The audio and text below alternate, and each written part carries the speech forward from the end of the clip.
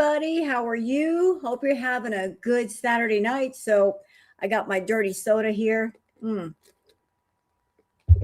Love this thing. I'm telling you, who's not having a good night? Foodie Beauty. So, I was watching her live earlier. She did a live that was less than an hour, and she was complaining about having a UTI.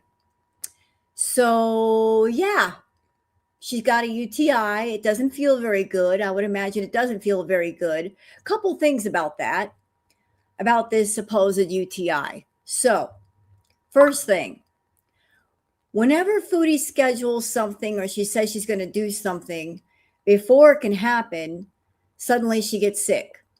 Anybody ever notice that? Whenever she's supposed to do something, suddenly, oh, my sciatica, oh, my leg, oh, my big toe. Something always comes up, you know? Something always happens. Let me just turn off this phone real quick. I don't want it ringing while I'm live. So, yeah, she's got a UTI. And isn't it something that this UTI just happened to pop up right before her 12-hour live? Another thing of interest. So, Foodie has also said that she's been seeing somebody. And isn't it something that while seeing this person, suddenly this UTI happens? Well, I could think of somebody that she was seeing, that when she was seeing that person, similar things happened. Gee, I wonder who you're seeing behind the scenes, Foodie. Is it the same person you're buying the sexy groceries for? Because when you were seeing him, all kinds of things were happening. You know, like the gono in the throat. I remember that happening with that person. I also remember the suspicious burns on your lips. Yeah, that happened too. So I also remember you getting quite a few UTIs while you were seeing him. So could this UTI situation have anything to do with your new friend? Or should I call that your old friend? Because it might be somebody that you know and you've known for a while who's also not very hygienic. Yeah, might have something to do with that. So she came on live and she was complaining about her UTI. Oh, it burns. It burns so much. Blah, blah, blah. Chantal, your health problems are your problem. Why are you coming online talking about a UTI? Is there anything that anybody can do? And by the way, Foodie, if you have a UTI for real, will drinking cranberry juice make it feel a little bit better? Yes. Will it cure it? No. It'll give you some temporary relief, but it's not a cure, especially if it gets really, really bad. Another thing, a UTI can travel upward and get into your bladder. And then once that happens, oh, Nelly, it's going to be a problem. Sure will. So that infection can go all the way up in there and become a more serious problem. So if you do have a UTI for real, I would not be messing around and not going to the doctor. It can get much worse, especially with all your health conditions. So yeah, that's what she did. She came online. She was talking about her stupid UTI. One thing for you, Foodie, because I've had UTIs before, and it's not because necessarily that you're dirty. Some people are just more prone to them than others. Sugar irritates that situation badly. It might be caused from too much sugar and not enough water to wash it all out. It can irritate you. So if you got a UTI, lay off the sugar. Lay all the way off on it, because you think it's bad now, keep drinking the sugar. It's going to feel like your situation down there is on fire every time you want to go pee. You're going to be screaming, screaming, screaming. Oozy Foozy. Is that who I think it is? Oozy, you look familiar. Are you who I think you are? let me see if I could take one guess who you are. Could this be you?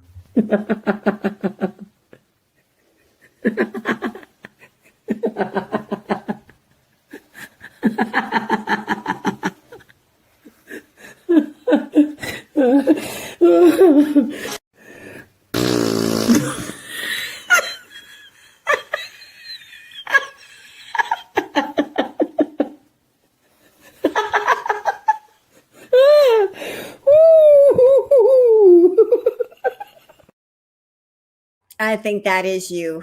And you know what? Because of Chantal coming online and talking about all her nasty health issues and just being nasty, I had to make something new just for Chantal. Here it is. You're nasty. You're nasty. You're a little nasty. I just had to make that just for you, Chantal. I sat down and made that just for you. Custom made for you. You nasty. You are just so nasty. Being gross. You nasty. Let's play that one more time, just so you, for the people in the front, the middle, and the back. You're nasty. You're nasty. You're a little nasty. You are just nasty. You're just nasty. You should be ashamed to be so nasty. So we got Booger. Yes, hello, I see you, good girl. So we got some Twitter peeps to go over, and then we're going to go over the live stream. And if we got to fast food through some of it, I don't care. I really don't care. We could just go through some of it. I don't care. I mean, how many times can we hear about this boil? At this point, the boil should have its own podcast called The Boiling Point. She could do a podcast, and the boil could be her co-host. And I bet that the boil would get more views and more popularity than Foodie. You know? Chantal, make it happen. Hey, Boogers. Don't. Boogers is here. You're not nasty, are you, Booger? You're just a girl. You're just a big girl. Yes, you are just a baby. Just a baby. All right, so we got some Twitter peeps to go over. And, of course, Booger would hop up here as soon as I need my hands to switch things over. So y'all know what time it is. You know. It is time for the Twitter peeps. Let's go.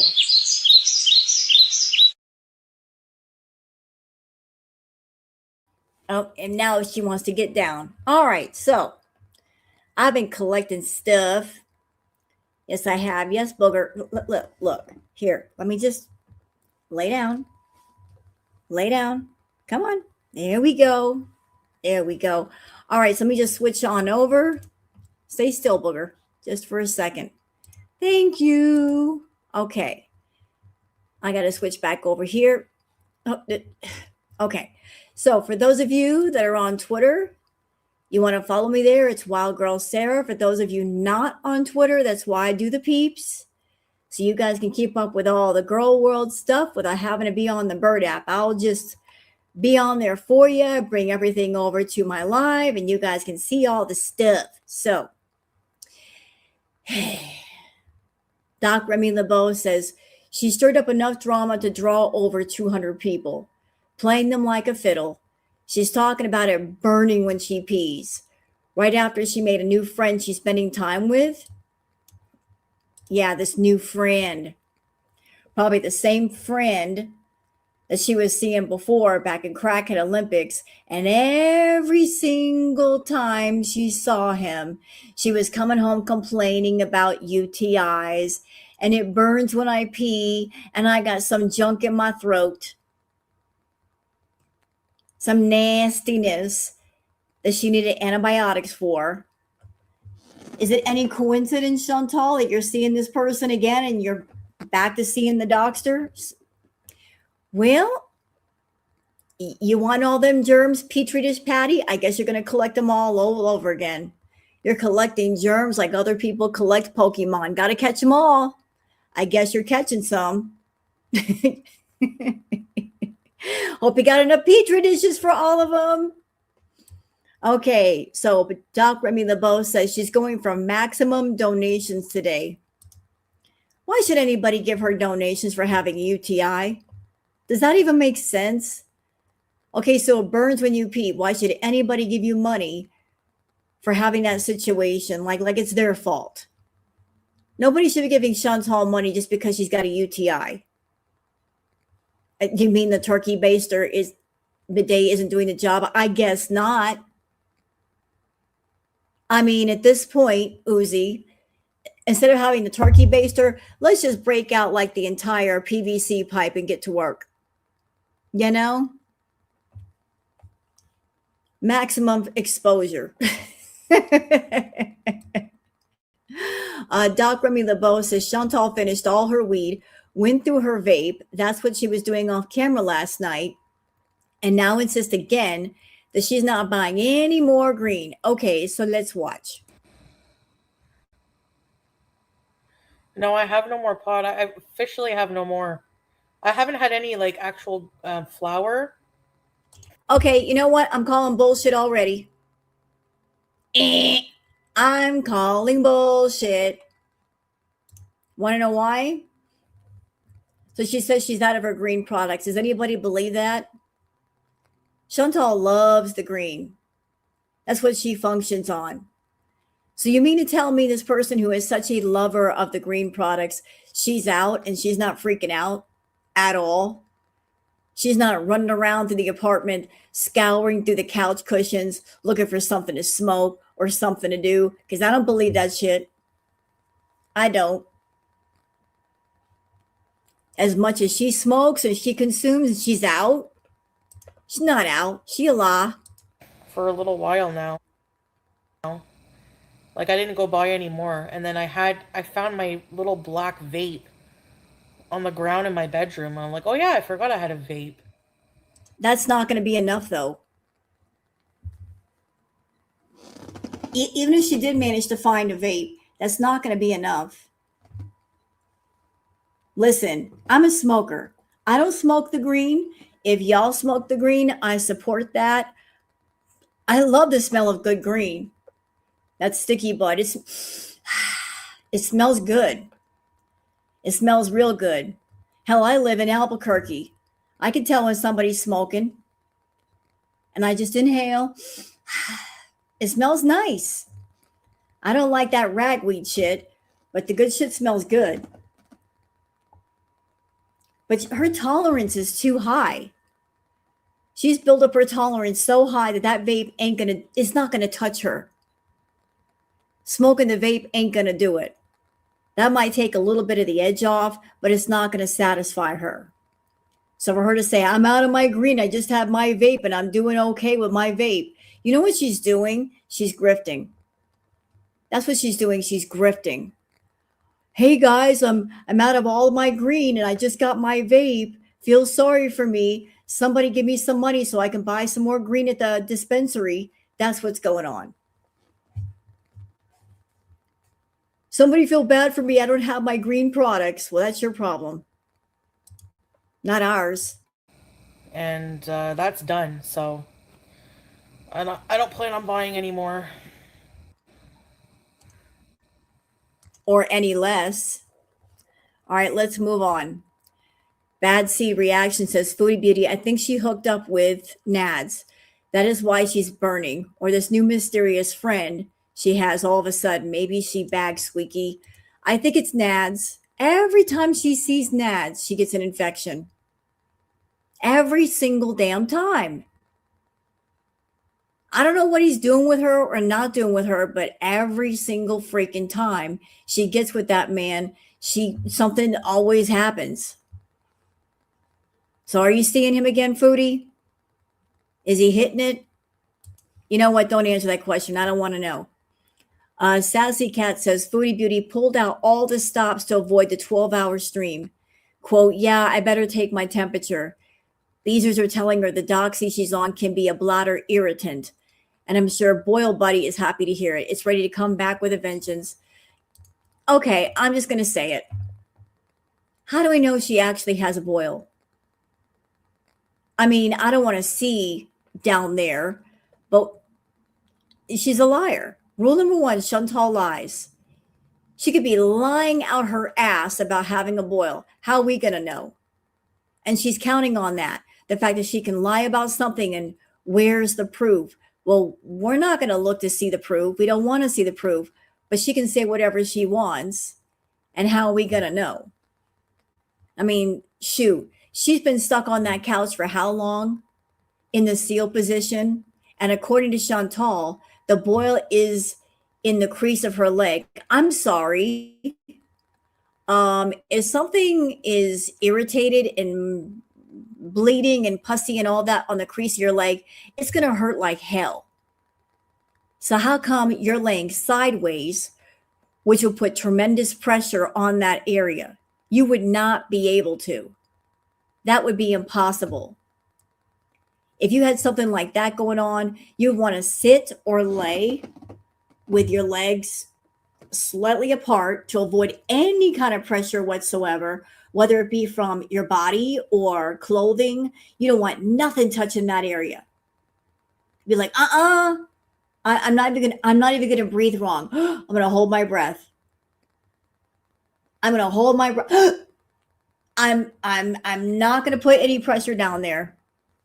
And yet she's sealing on the couch sideways, which would put pressure on that area.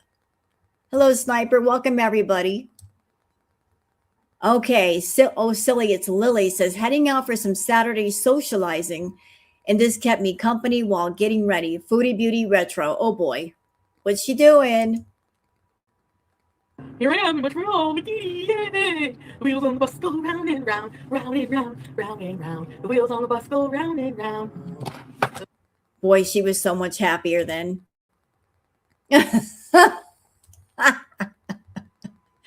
Take your screenshot.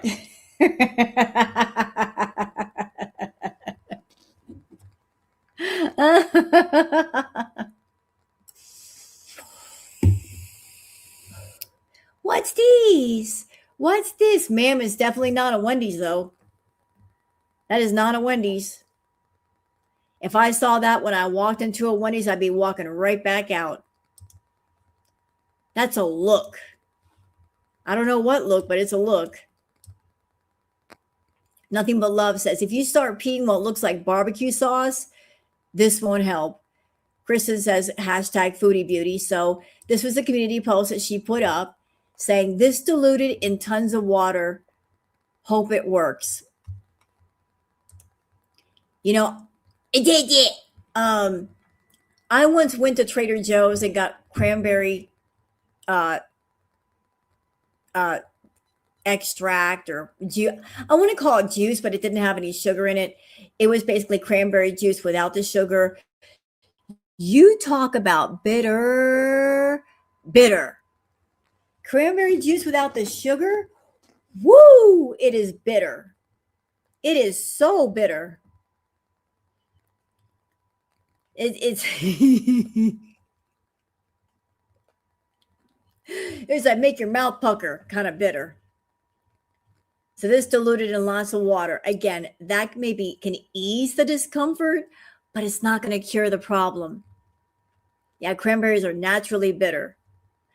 I try to drink some of like some pure cranberry juice without sugar. I'm like, my mouth was like this. It did. Yeah, just the mask. It's strong. It's real strong. Kristen says, my honest reaction, and this is Zachary Michael. So what does Zachary have to say? Like, don't I look like a pile of shit right now? Seriously. I can't tell. I can't tell. Because to be quite honest with you, bestie, you look the same as you always do. I'm not even kidding. No lies were spoken. How are we supposed to know if she looks like hell when she looks like hell all the time? Chantal, you haven't looked healthy in I don't know how long. And it's just getting progressively worse. You look like you should be in a hospital, strapped to a bed, and not let out for at least a few months. You just, how do we know when you look like hell when that's your normal look? The Tone Knob says, we've all been saying this about Foodie for almost a whole decade now. The fact that she's seeing this for the first time is amazing. Girl, you are sprinting towards the grave at record speed. Sassy Cat says, Like, don't I look like a pile of shit right now? Seriously. yeah, but you always look like a pile of shit. So there's that. The Tone Knob said, this is what Foodie Beauty means when she says she has bathroom issues. This and pooing herself on the regular. If she could only see what we see when she says this stuff. Foodie Beauty, yes, I believe you. And Sassy Cat says, Foodie Beauty, yes, I believe you peed on the floor. No, I do not believe you ran. Goose, you're going to have so much fun with this. You are. Listen. You know what it is? Like, so I woke up at 10. Hey, girl, 10:47. And I had to go pee very, very urgently. So I get up to go pee. And I dribbled a bit. Oh, my God. On the floor. And I get up, run. Okay, you know what? I'm going to call bullshit. I am going to call bullshit. Booger, come here. Come here. Get out of the computer. Why do you like the computer wires? What is over there that's so interesting? I don't get it. You just like to go there. This is where I call bullshit. Anybody who's ever had a UTI, and yes, I've had one before, they're not nice. They hurt like a mofo. If you have a UTI, if it's bad before you get the antibiotics, you have trouble peeing. Like you feel like, I gotta go. Then you go to the bathroom and not much comes out.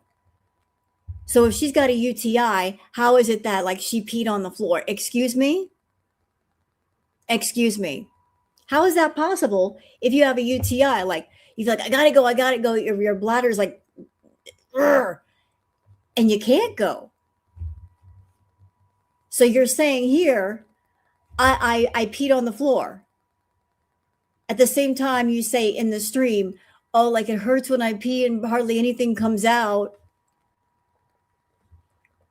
And why are you peeing on the floor anyway? Do you not have pants on?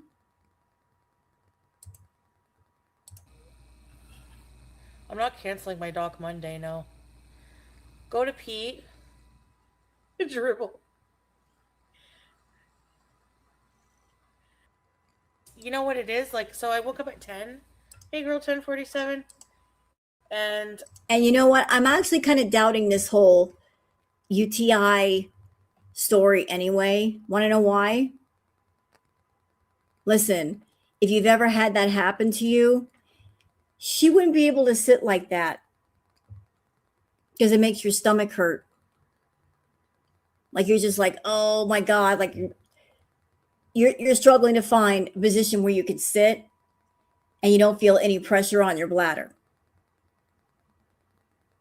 Like you're just trying to sit in a position that there's no pressure down there because it hurts so much. And yet she's laying on that couch. But go off, Foodie. Go off. All right.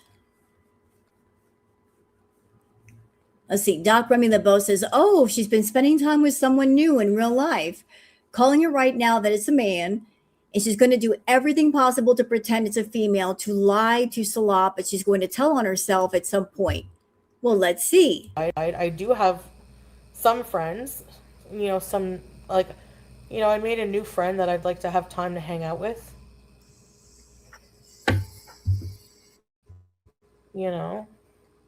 They've offered to take me around, they took me to, that's what I'm saying. Like they offered to go do things with me.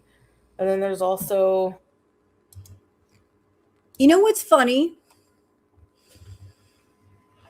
All of us who've been watching Chantal for a long time, whenever she gets a new friend, she's very quick to talk about the new friend, to give the new friend a name, unless it's a man that she can't talk about.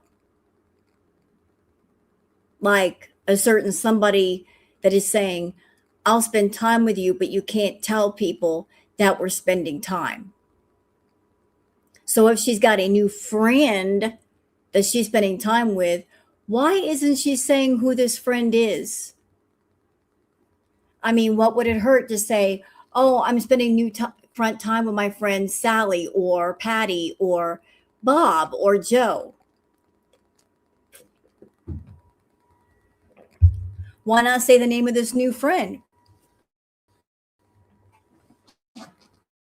She just says, my new friend. I mean, that just seems suspicious to me. What about y'all? You know, everything is content for Chantal. If she meets a new friend, if she's spending time with a new friend, why haven't we seen this new friend on camera? Why is she barely mentioning this person? Yeah, I know she's making it up. I know that Nat is in the picture. She's been buying him sexy groceries. I know that she would love reactors like me to stop talking about that. I'm sure it pisses her off when I mention his name, and I won't let people just forget about that. But he's in the picture, Chantal. I know he is. When you came back to Canada, I was waiting for you to fuck up. And I was waiting for him to fuck up. And I knew it would happen. And I was keeping an eye on him. And you both fucked up when you bought him all those groceries. And there were items in that haul that were just for you. Stuff that he does not eat, like the cheese and the ice cream and the soda and all that bread. That is stuff that you like to eat, not him. He likes to eat mainly healthy stuff. All the unhealthy stuff, especially the tons of cheese, that was such a tell. That was stuff for you. You're seeing him. And another thing, I also remember you telling people that when it comes to new people, it takes a while for you to get comfortable with the new person. You're very insecure and you're very jealous, and it takes a while for you to get comfortable with a new person just because of your body. And you're one of those that you like to keep the old and the familiar around, like an old pair of comfortable shoes. You got an old pair of comfortable shoes. You don't want to throw them out. You'll keep them around. And Natter is an old, comfortable pair of shoes. So I believe that you're, keeping the pair of shoes around for when you need it. So she had that glow yesterday. Did she? She had a glow yesterday. Don't want my comment to be filtered by YouTube. Well, if she had a glow yesterday, the glow was followed by the ring of fire. You know what song I got playing in my head right now? Johnny Cash. I fell into a ring of fire. I went down, down, down, and the flames got higher. I'm sure they did. I'm sure they did. But the glow was followed by the burning sensation, huh? Bad C Reaction says, yes, doxycycline is a preferred and highly effective antibiotic for treating chlamydia. Uh-oh. It is typically prescribed as a 100 milligram dose taken twice a day for 7 days. Ooh. Chantal. Are you seeing you know who? Did he give you a souvenir to come home with? Is it making things painful? Well, can't feel sorry for you. It's happened before and you allowed it to happen again. Knowing who he is and what he does, and you're not using protection, well, I guess you wanted that pain, didn't you? You do what you do, girl. All right. Zella Fabro says, I did what I had to do for my babies. You're going to face it. So this mama duck, look what she does. She wanted to feed the baby, so she snatches up a sandwich. No, we're not doing the music. Oh, there we go. I'm taking your sandwich. What you going to do?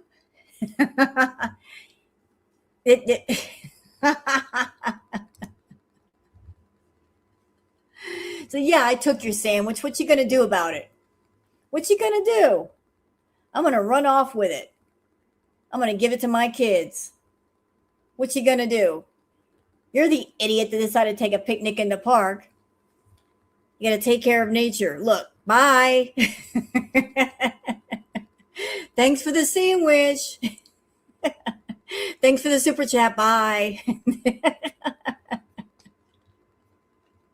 Later. All right, moving on. Eesh. Mo Translate says, what if some boiled juice got in my urinary tract? What? Girl is not feeling well and looks sick. Let's watch. I don't know. Like, what if some boiled juice got in my urinary tract? I don't know. Like, what if some boiled juice got in my urinary tract?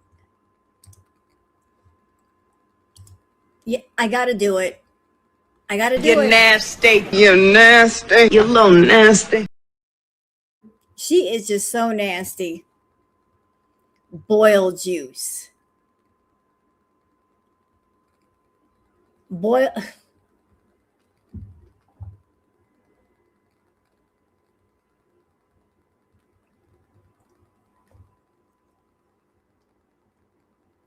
If your boil is on the crease of your leg, it's nowhere near your vajayjay. How would it get into your urinary tract? Idiot.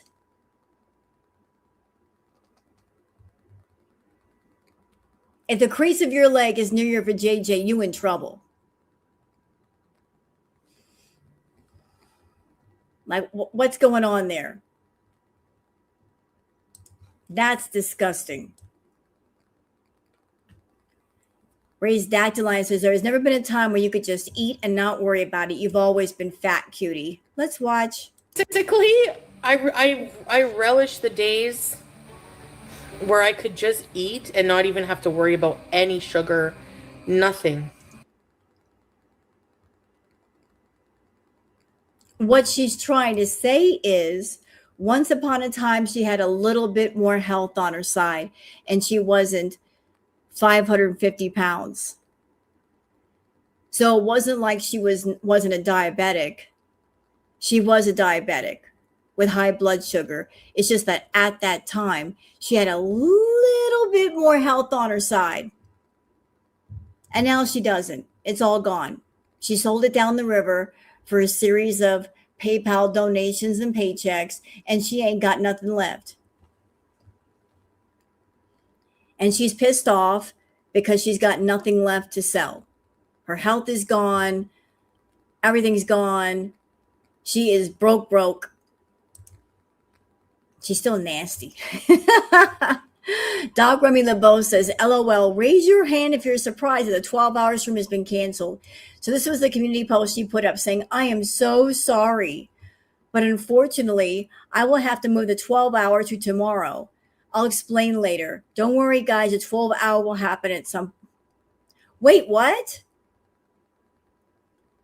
So this part here, she says she'll move the 12 hour to tomorrow.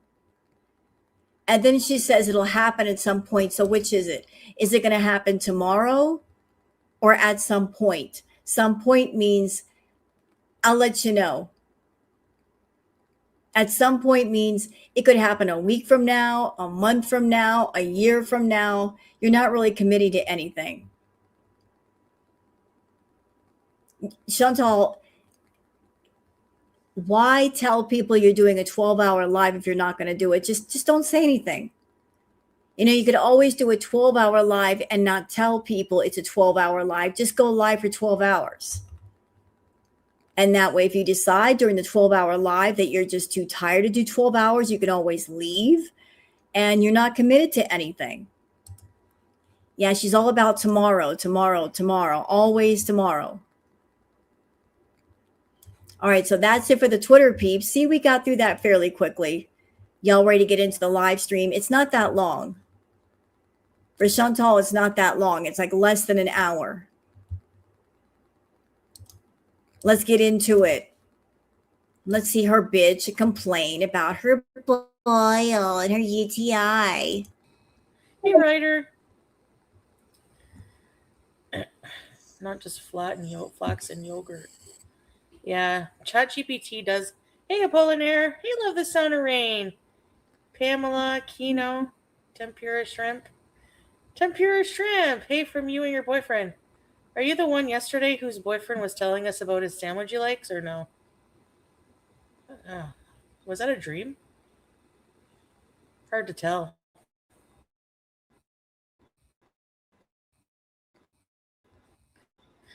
Her. Shut up, Chantal. You know what I love for her? The fact that you know she is suffering. I live for her suffering. And she is suffering, chat. Our girl is suffering. Not just from her health, not just from a UTI or a bladder infection. No, no, no, no, no. No, no. That's physical suffering. She's suffering because if she's seeing natter, she can't talk about it. You know, she wants to talk about it. You know that if she's getting the green peen, she wants to talk about it. She wants to brag about it, and she can't. The fact that she's got to keep her mouth shut, that is more suffering for her than all of her physical ailments. That she's seeing him, and maybe she might be feeling happy around him, and she can't talk about him. She got to keep her mouth closed if she wants it to continue. She has to keep him like a dirty little secret, and she is his dirty little secret too. She can't have the public relationship that she wants. Sorry, foodie fan. I feel bad if people actually did, like, clear their schedule, like canceled plans. Hey, Pansy Paws. So, oh. Yeah, it hasn't been 160 since that one day. What's keeping him quiet? The money. Radio, the money. If he's getting money or help from Chantal, he will keep his mouth shut. And if she's getting party favors and extras out of natter, she'll keep her mouth shut. They're benefiting each other. But the agreement is silence. I don't talk about you. You don't talk about me. And as far as Chantal, she's got to keep the conversation of Salah going as a distraction from who she's really talking to. That's the whole purpose of keeping the whole Salah conversation going, is a cover for him. Like, you look over here, don't look over there. So he gets sexy groceries and money, and she gets companionship. But it is kind of still high. It was like 143 is like, you cleared your schedule? Aw, shoot. Sorry about that. I basically not feeling too good. Like, I think I have a UTI or kidney or something infection. I woke up at 10. You postpone your nose job. Aw, shoot, Nina. Sorry, guys. You look like shit. Thanks, Ifta. Yeah, I woke up and I don't know if it's because I didn't drink enough water. Yeah, I gotta get some cranberry juice. I might just be dehydrated because maybe I just didn't drink enough water yesterday, so I'm trying to drink water and see if in a couple hours the sensation goes away, but I don't want to go back to the doctor, to the ER.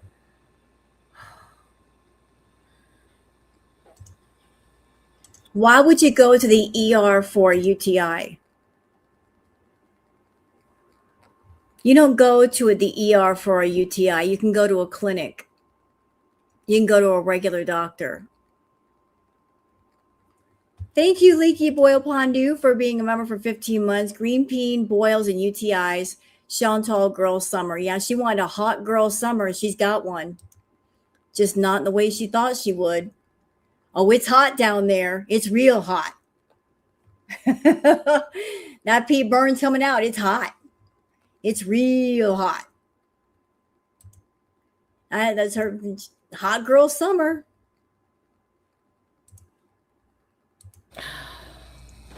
You bought tons of kicks for the 12-hour. Well, yeah. Oh my god, she dragged her empty bag of cat food. Yeah, don't get it stuck on your head, Bija. Because I put their cat food in a bin now. I put her cat food in a bin now, so she's. Anyways, yeah, but they have to do a test. I want to do the 12-hour. I just maybe tomorrow because, well, it's already 2. Thanks, mean man. You know what? Even if you can't do a 12-hour, you can say, you know what, guys, we can't do a 12-hour today. How about I just give you 8 hours or 6 hours? You know, just sit down and plan something fun. Just because you planned a 12-hour and you can't do it, hello, you can always just do something else. Change your plans. It happens. You ain't got to cancel the whole doggone thing and say, I'm just not going to do anything. Plan something fun. You know what? If you gave your subs, let's just say 4 fun hours of great content, I'm sure they'd much rather take that than 12 hours of boring ass cloud couch, being high, screeching at the top of your voice, baby voice bullshit. 4 hours of great content is so much better than 12 hours of non-tent. They'll take that with a smile on their face. You postpone your wedding?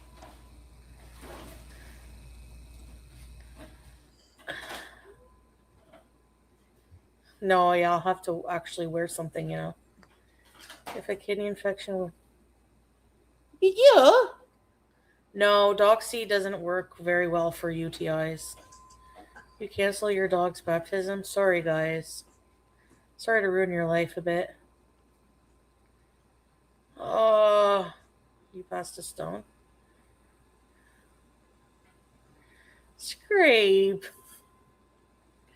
Sorry. It's, you know what it is? Like, so I woke up at 10. Hey, girl, 10:47. And I had to go pee very, very urgently. So I get up to go pee. And I dribbled a bit. Oh my God. On the floor. You know what? Why do we need to know this about her getting up in the morning and dribbling on herself? Why does she feel the need to tell us all this stuff? This is personal information.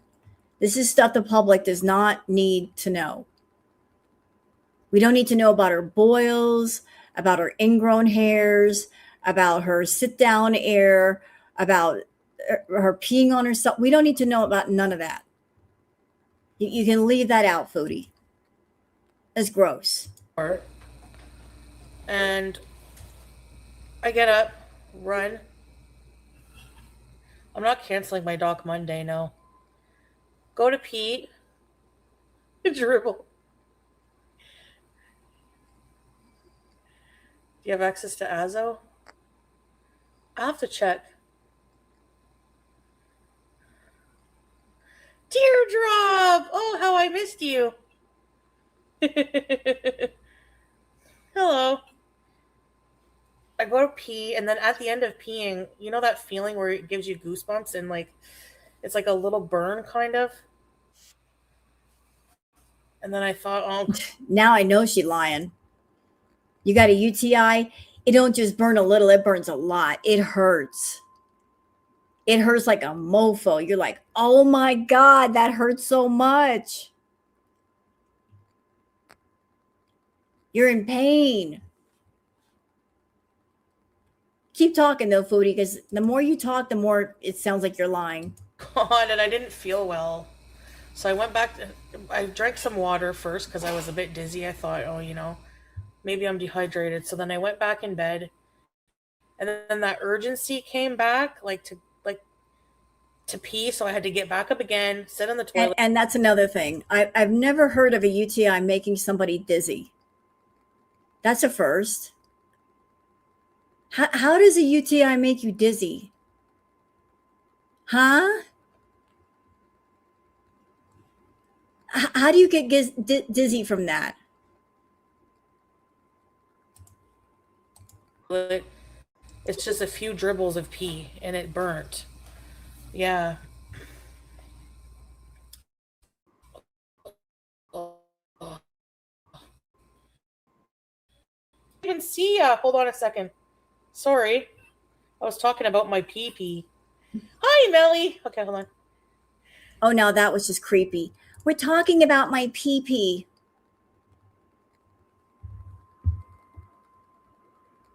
Who are you catering to in your audience, Foodie? You're talking like a toddler again.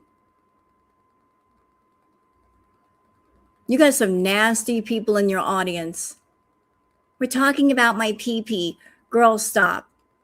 Take that nasty, disgusting PDF file catering talk somewhere else.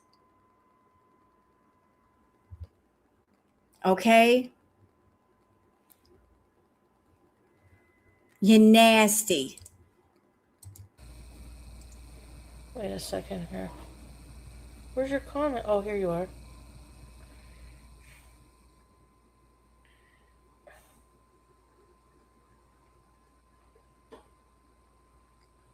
Are we June 12th today?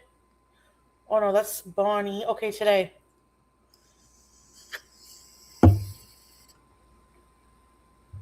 Oh, hi. Excuse me. How are you doing, Teardrop? Salam, Egyptian. Hi, Reese, by the way, salam. Mango Moochie. Mango, hey, hey. Esther. I think maybe I'll try some cranberry products and some water before I go back to the ER. I can't wait another 8 hours, man.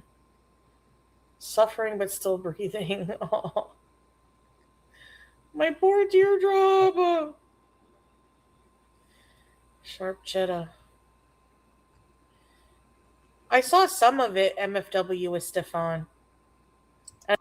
How do we get here?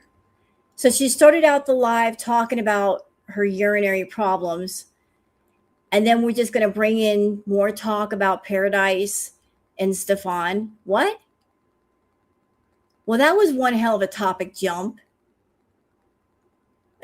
She's insisting on bringing that man up. You know what, Chantal? You get on Quirky Love Rosie for attaching herself to the documentary and being all about the me life. And yet, aren't you doing the same thing right now? You weren't part of the documentary. You weren't in the house, and yet you're bringing him up. Yeah, thank you. She needs to let it go, Sin. She really does need to let it go. Foodie, listen. Pay attention. No matter how hard you try, you are not going to be invited to Paradise. I repeat, you are not going to be part of that house. Stefan likes younger women. Even if you had tried to get in right at the time when you started YouTube, you still would have been too old. He likes 20-somethings that are before the ages of like 28, 29. When you started YouTube, you were already in your 30s. He also likes tall women. You're 5 feet tall. He likes women that are 6 feet tall. He also likes big girls that are very mobile. You're not very mobile. So you're too old for him. You're too short and you don't have enough mobility. So 3 strikes, you're out. So now that we are clear on this, you can stop the dick riding, okay? You are not going to be invited there. Give it up. You said a few times in the one live stream that I reacted to, you're like, you really, really wanted to go there. And I don't think it's because you're attracted to Stefan. You just like the whole idea of living in a house and somebody taking care of you. Are you stupid? Did you not watch the documentary? The girls that are in the house are not just laying around. He makes them work for him. They're cooking, they're cleaning, they are buying their own food. He puts them to work making content and also seeing fetish clients that come to the house for squashing sessions. You're not just laying all up in that house. He puts you to work. He's farming those girls out big time. So if you're wanting a daddy, that ain't it. You won't be taken care of. You're going to be taking care of him. Not that he'd let you go. But dick riding for Stefan, no. I guess her boyfriend won't let her talk with him anymore, eh?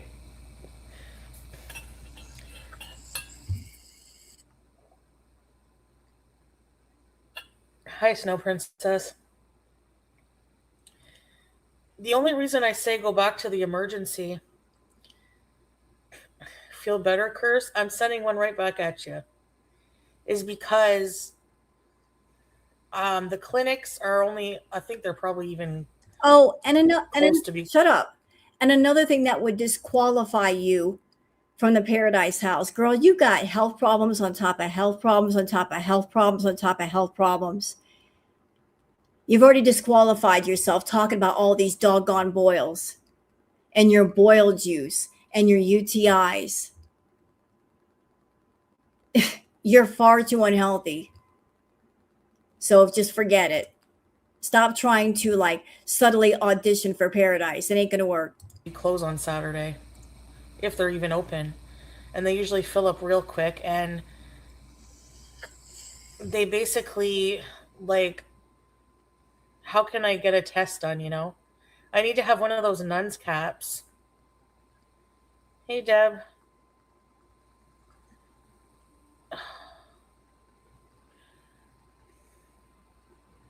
Let me look if they have the Azo. Actually, Kathy, she has. Ooh, she has some requests. Oh my gosh, Millie. Where's is Sneaker Queen here?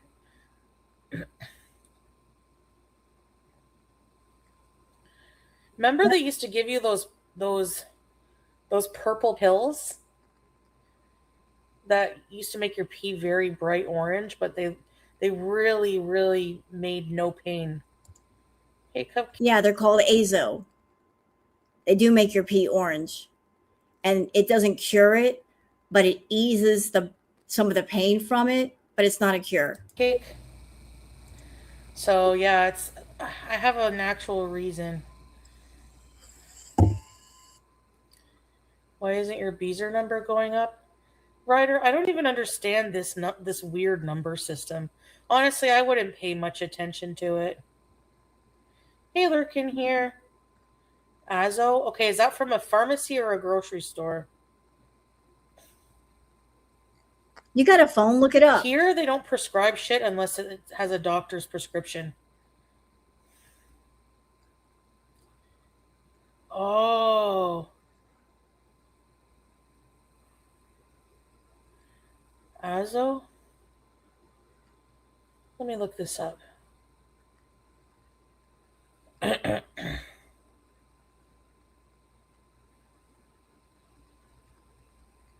Oh.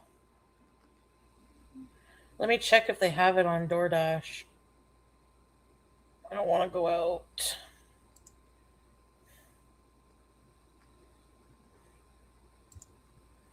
This big stupid idiot. She lives almost right next door to a Walmart. She can get it at Walmart. Nobody tell her that, though. She can get it delivered straight from Walmart over to her place. It's not that hard to figure out. I don't even think we have that in Canada.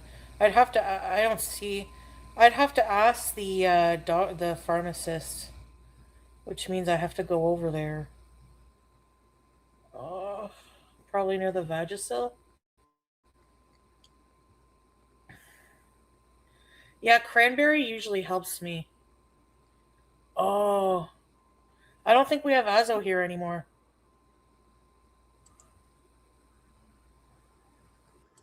I want to see that. I want to see Foodie get on wobbles.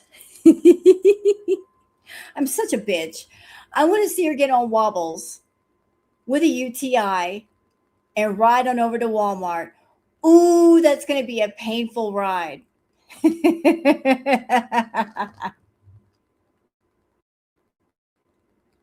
Talk about suffering, suffering. That's going to hurt. That is going to hurt bad. The pressure and all that. Ooh, that's going to hurt. That'd be a painful ass ride.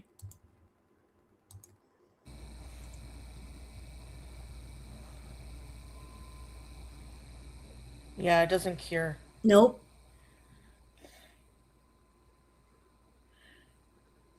We do have it in Canada.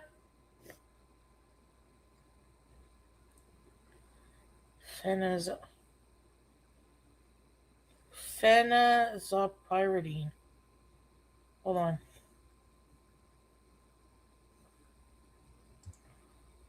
Hey Chantal, since you got a UTI,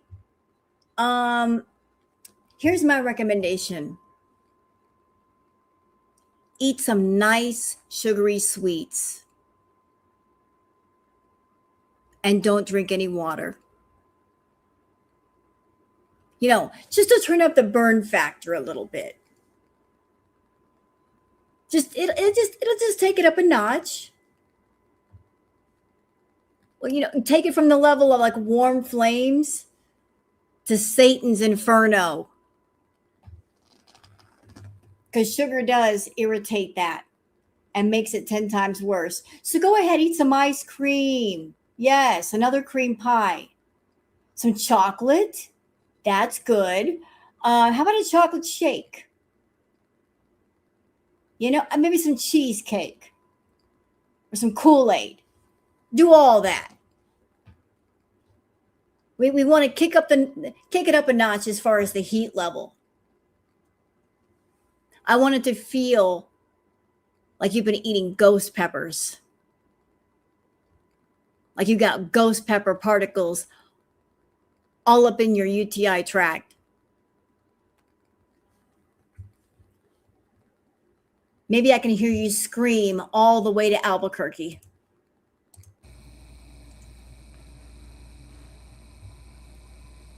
Brand name Canada.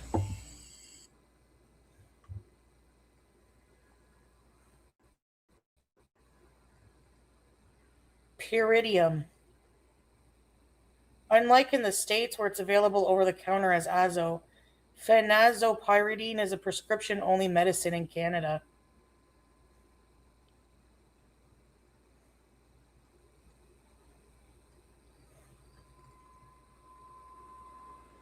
Urinary pain relief.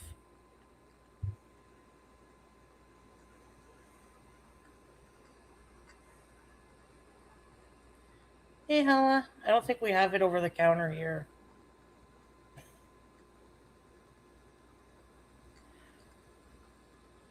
Yeah, Pansy, that's what I thought. She's full of shit. They have the what's it called? Azo at Walmart. Don't make me look it up right now. I will. They have it at Walmart. I know they have it at Walmart. And she's right next door to Walmart. They got everything at Walmart. Everything. You can get that over the counter. I've gotten it over the counter. I didn't need a doctor's prescription for that.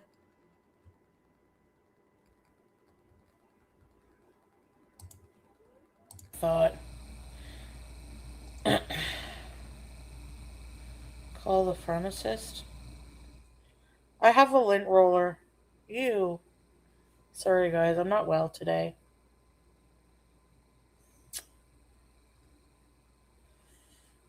I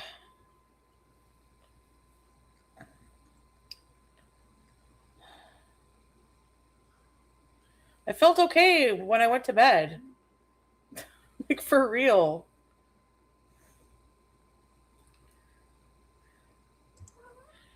Well, gee, I wonder what happened. Did you get the symptoms of a UTI because you ate a bunch of sugar before bed? And by doing that, you said to your bladder, do your worst. And your bladder said, hold my pee.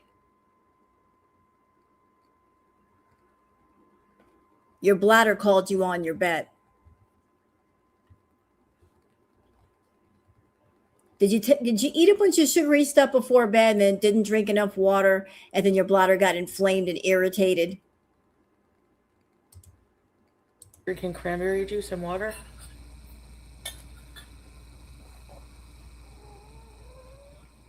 Come sit on Mom. Come here. It's the spasms. Yes. What spasms? What the fuck? Feels like your pee hole's going.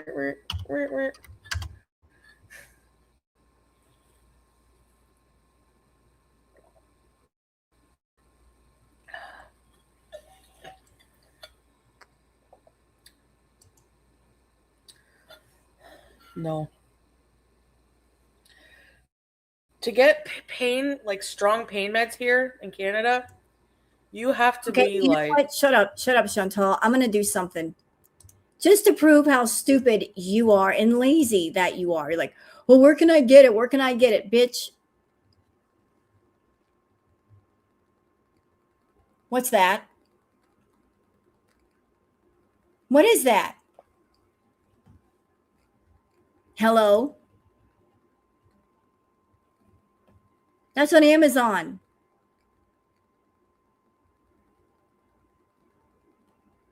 You can get it on Amazon. Probably get it next day delivery. Dumbass. Let's see what else we can find. Hold on. Walmart.com. What do we got here? Azo. What do we got? Can you get it at Walmart? Do. Is it at Walmart? It sure the fuck is. What's going on here?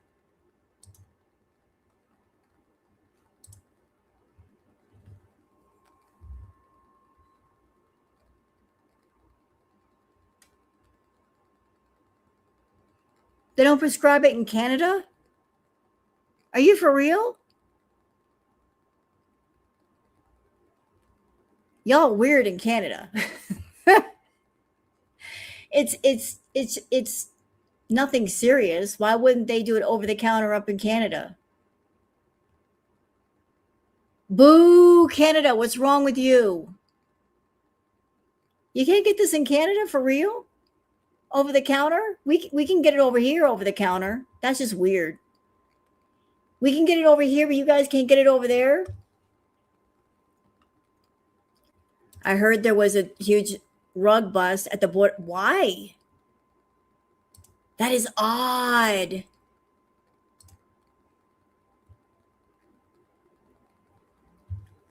Okay. It's available with prescription and pharmacists are able to prescribe it. Well, maybe there's something at the Walmart that she can get.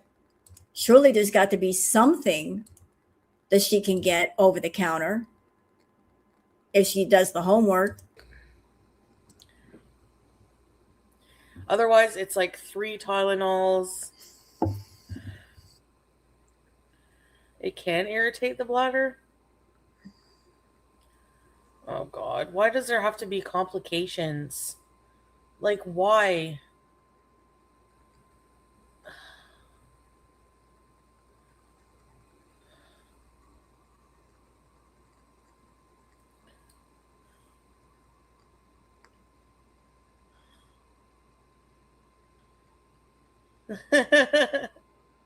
Teardrop. Frequent urination bees.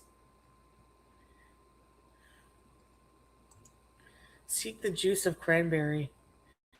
It really works. Cranberry juice? I mean, forgive me, like I'm in America and I'm not, yucking on Canada at all. I'm a bit confused, you Canadians. You're cool with the green smoking, which is awesome. But azo is a problem. You can go to a dispensary and get the green products all day long, but you got to go to somebody to get azo? That's wild. Y'all funny up there.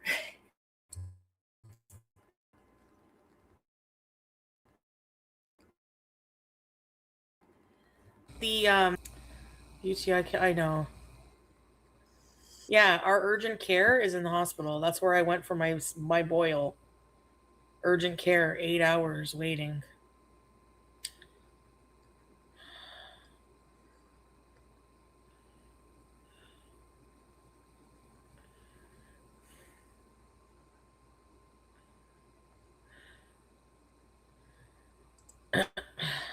Okay, I got a question.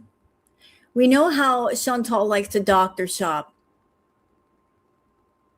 Does this feel like she's trying to do some doctor shopping? Like she's trying to get some pain pills to, be happy on, and she's trying to think of something that'll get her pain pills? Because I don't think this is it. If she goes to a doctor and says, I have a UTI, it burns when I pee, they're not going to give her any serious pain pills for that. They're not going to give her like oxycodone or Valium or something for something like that. It's just not going to happen. Are you Egyptian? Yikes.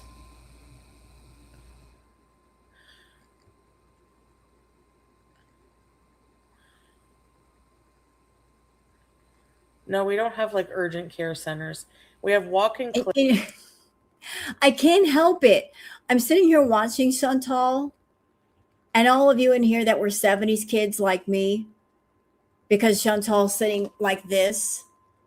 This is reminding me of the old Batman TV show.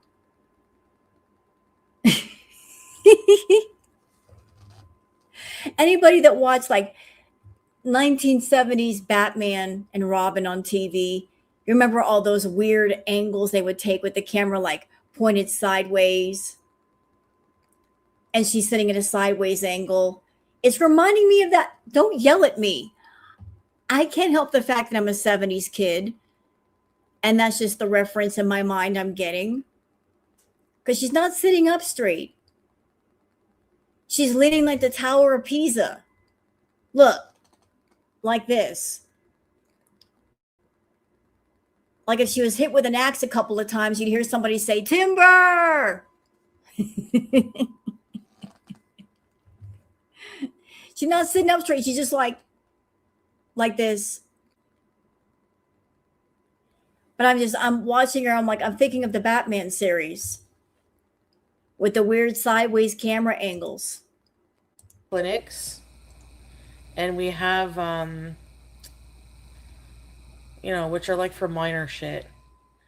And we have urgent care is in the emergency department.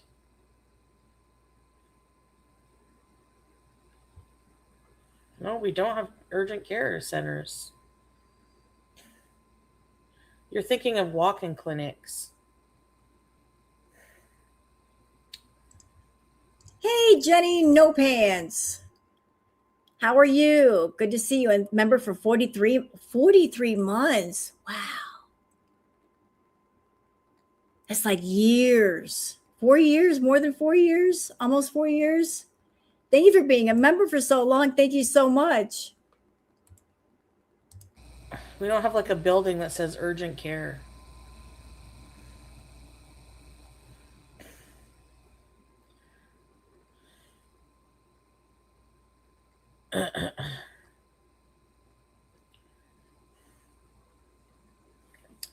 I'll Google it for you.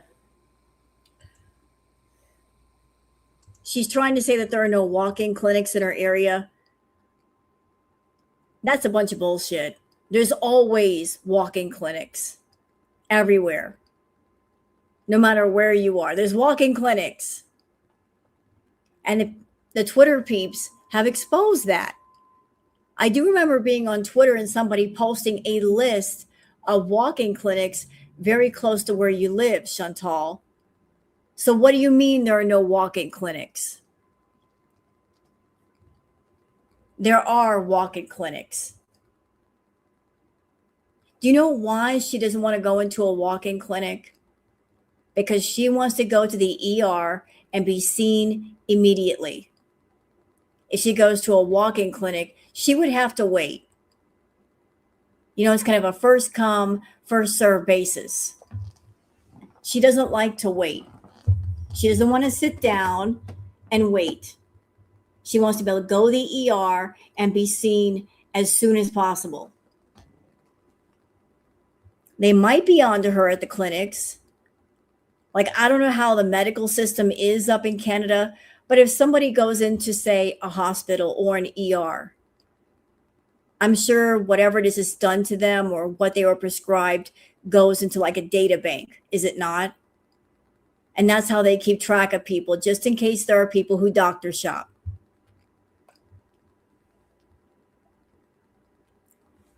So, do they know you at the walk-in clinics, Foodie? Is that why? Or maybe you're doctor shopping for something stronger than just a simple pain pill and they can't prescribe it to you?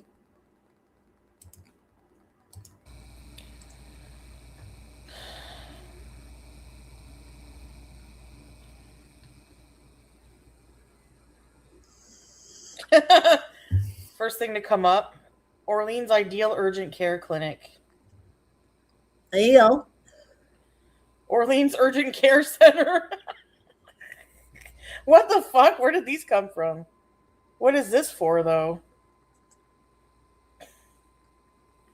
Closed, opens 8 a.m.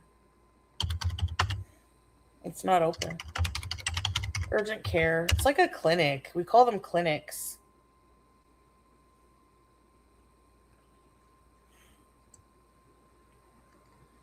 .6 rating. Holy shit. They're all closed. Closed.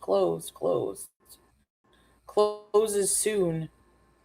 South Bank Medical Center's a clinic. Yeah. So these are like, yeah, I guess they're urgent care. Okay, you know what, Chantal? Shut up. Because I'm going to show something. It took me all of like 60 seconds to pull this up. All I did was search. I did a search under walk-in clinics in Ottawa, Ontario. Look what we have here. 26 clinics found.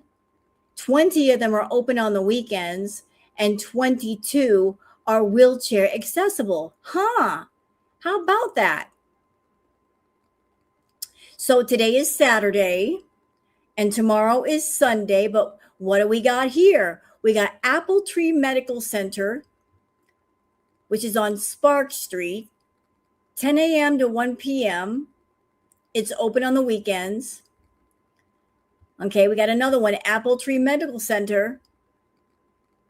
It's on Slater Street.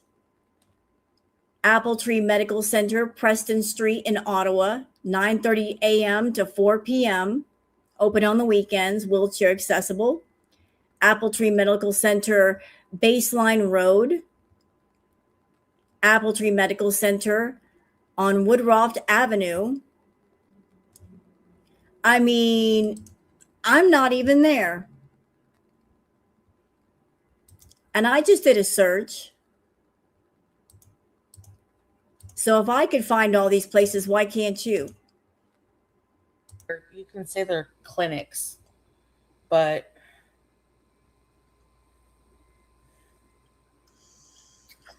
the problem is usually when I go there and I need a pee test, they don't have Thank you, Token Diva, for being a new member and welcome aboard. Appreciate you being here. they don't have those thick nuns caps you can put. Like, they just give you a bottle, but I need a nuns cap. They all close at 3 p.m. today. It's already 2:43. No, I can't go to those. They're not 24/7. There's no like 24/7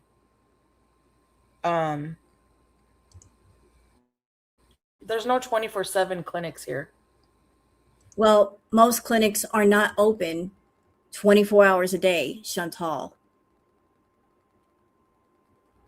It's very rare when you find a walk-in clinic that's open 24 hours a day.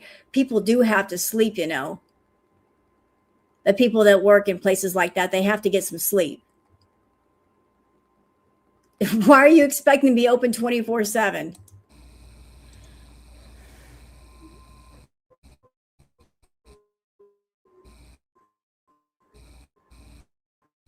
What do you want me to do? I can't So pick. Chantal has two complaints. She's saying there's no walk-in clinic that's open 24 hours a day, and they don't have a nun's cap. So she's already making excuses why she can't go. She can't find one that's open 24 hours a day, 7 days a week, and they don't have a certain device at these places. You know what? If you have a UTI and if you have a bladder infection, you don't care. You're going to get your ass down there and get the situation treated. If it hurts bad enough, you will go because you're in enough pain that you're like, I don't care if I got to get up at 6 in the morning. I'm going to go. I'm going to get down there and I'm going to get my prescription and I'm going to feel better. So if she's over there complaining and saying, I can't find one exactly the way that I want it, she's not in enough pain yet. Wait till she is, though. When she's got stomach pain so severe that she can't even think, when her pee is coming out and it feels like Satan's river running down her leg, she'll go. When she's screaming down the entire apartment complex, she'll get her ass down there. Pee in a bottle, my piss be all over my hand. Yeah. It's hard when you have fupa and belly. Hey, bees to sneeze. Yeah, I could do telehealth, but without a pee test. Like, what if it's something, you know?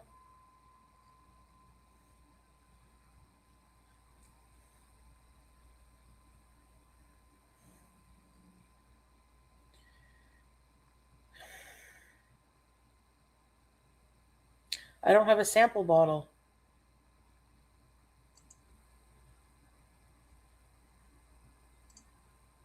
I don't know. I don't know if they have it at the pharmacy. Maybe they do. You know what you could do, Chantal, since you're over there complaining and whining and saying, they don't have a sample bottle at the walk-in clinic, then why don't you get something and collect your own sample and bring it along?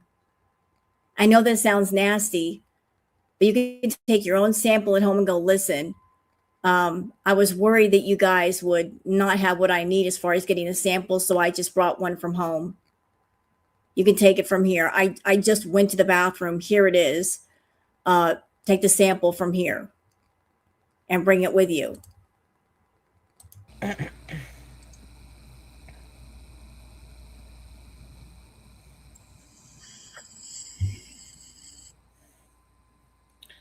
don't know. I'll take my temperature.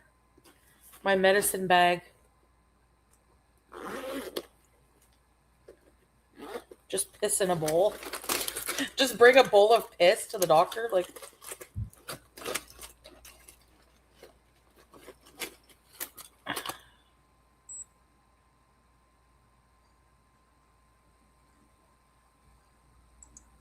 Look, I know the suggestion was kind of nasty.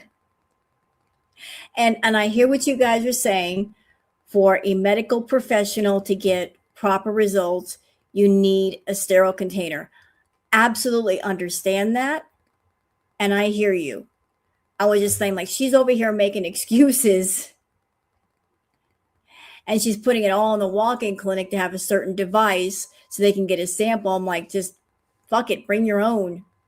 Maybe she can get a sterile container and use that. I don't know. But she's over here like, I can't do it because of this reason. I can't do it because of that reason. Okay, then suffer. Suffer then.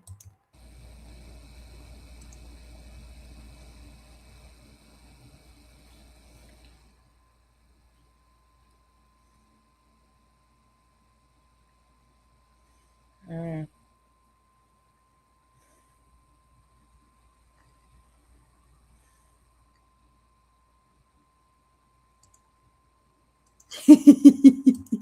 maybe Chantal could get some pretty litter and pee in that. Maybe it'll tell her that she's got a UTI infection. If she's got a UTI, that is BBJ's revenge. And I love that the most for her. She let that poor cat suffer with a bladder infection so bad that poor baby was peeing blood. This is BBJ's revenge. Fuck you, Chantal. You're going to let an animal suffer with a UTI and a bladder infection? Then you deserve the same, bitch. Enjoy that shit. Enjoy it.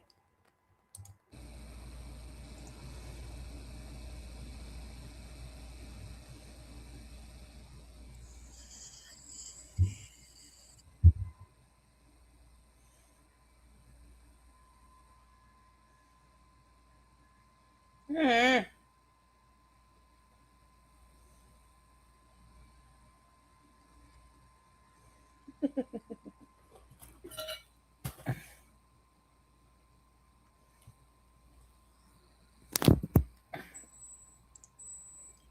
This may be really far-fetched, but I'm just sitting here thinking about everything that she made poor BBJ suffer with.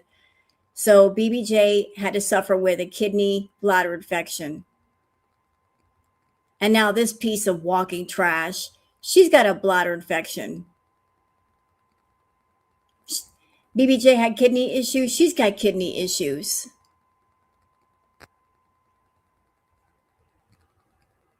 She let BBJ walk around dirty and infected. She's dirty and infected. Ain't karma a bitch?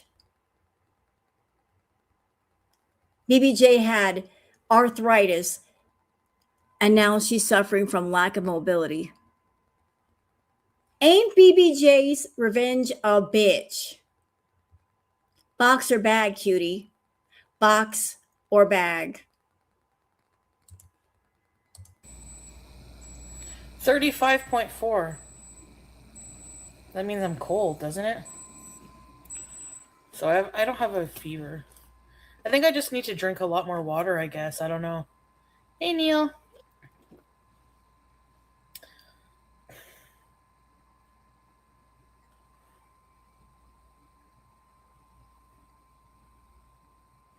Just because yours is don't mean everywhere else is.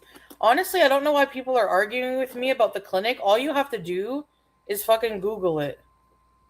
They're all closed or closing in like 15 minutes. You know what, Chantal? You're getting defensive to people in your chat that are simply pointing out to you, there's tons of walk-in clinics where you are.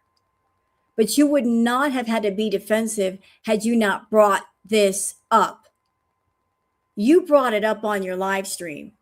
You wanted people to know what was wrong with you, and people being people, when you're around a person that says, I am ill, I am sick, I'm not feeling good. It is a natural human reaction. If you look at that person, they're like, I am ill, I am sick, to try to help that person, to suggest something to make them feel better. Oh, I am sick. Okay, let me see if I can find you the number for a doctor or recommend something to you to make you feel better. Because you can feel when a person is in pain and it makes you feel bad. So you're like, let me help you feel better. So you decided to come on live stream and spotlight your ills, whether they're fake or real, and your audience is trying to help you, and they're pointing out to you, there are walk-in clinics, and now you're getting defensive. No, they're not. They're not open. All of this could have been avoided had you just kept your fucking mouth shut. You're just mad because you came online talking about a UTI, thinking that you were going to get super chats and bits and money and PayPal donations, and you're not. Because it's absolutely fucking ridiculous to expect that people are going to send you money because you got a bladder infection. That's just stupid. And which means here, I should know I live here, they're probably full up. They're usually full up very early. One time I was in the ER and the nurse was carrying a cup with someone's piss in it. It was dark brown. Oh, fuck yeah. Usually when you have to put your pee on that little table with all the peas, there's like a lot of different colors. Yeah. I'm on antibiotics. Shut up. That is a lie. They don't just like make you put your sample on a table with other samples. They take it from you. They have to label it and take it somewhere. They don't just say, hey, put it on the table. The fuck? The nurse handles that. They don't just say, hey, pee and put it on a table. Never have I heard of that, ever. Ever. The nurse takes your sample and takes it away. They got to label it with your name and all that stuff, so they know whose is whose. What to do is drink a ton of water, get some cranberry juice. If that doesn't help, I might even do telehealth to see if I can be prescribed that pain relief stuff. We don't have we don't have those like orange pills just available like before.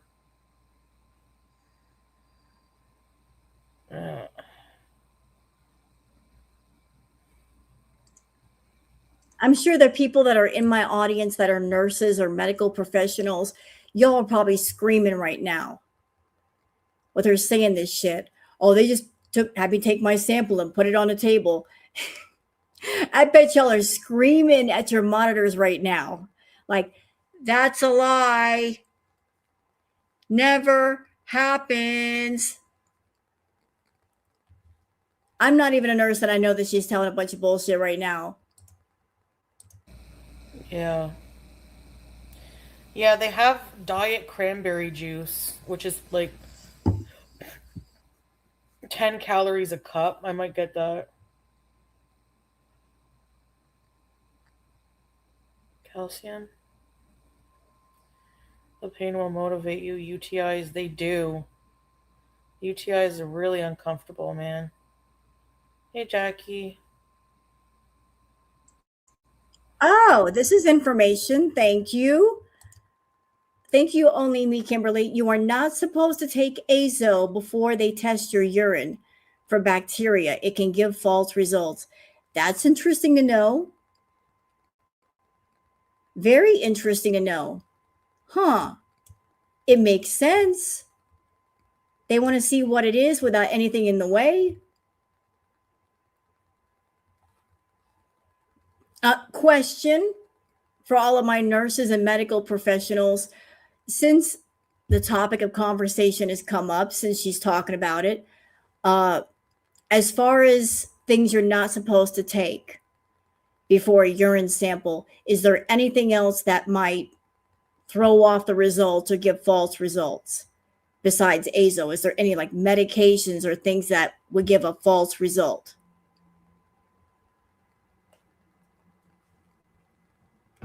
Is there anything that might mess up the results to where it's not correct? Like you took this or you drink that and it's throwing the results off.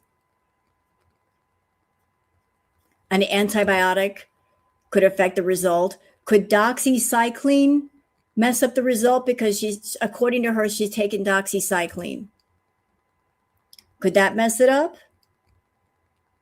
She's currently allegedly on doxycycline, which she has to take for her alleged boil. Grapefruit juice could do it? Not with an infection. I'm just curious. I want to learn things today.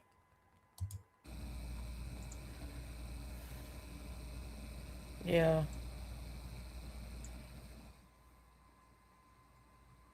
I don't think it's the doxy because that's not a common side effect.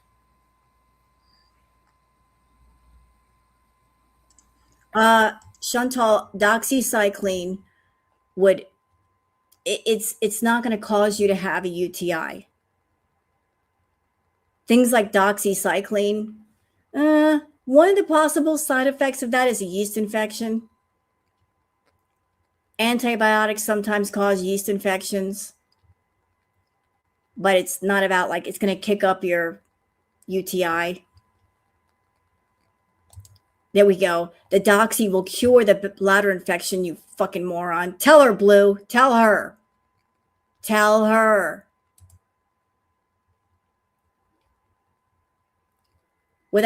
With doxycycline, would that also kind of clear up her UTI? I don't know if I know it's not really prescribed for a UTI. Would that help in that regard? Like you're taking the doxycycline, if you've got like say a bladder infection or other infection, would that help a little bit with the UTI? Since it's in your system, you can get a secondary infection from antibiotics. It can affect a urine sample. Okay.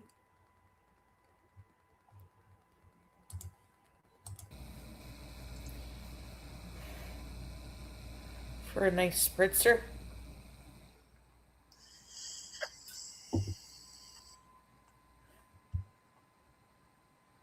I don't know. Like, what if some boiled juice got in my urinary tract? Ew.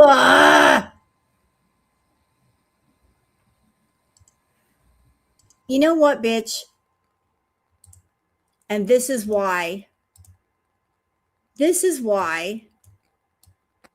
I made this just for you. You're nasty. You're nasty. You're a little nasty. You are nasty. You are so nasty.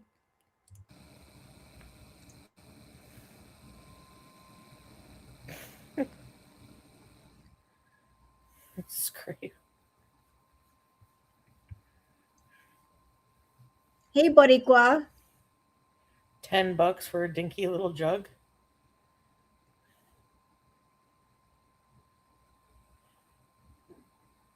Yeast infections are common when you take antibiotics. Yeah, we have cranberry supplements. Boiled juice.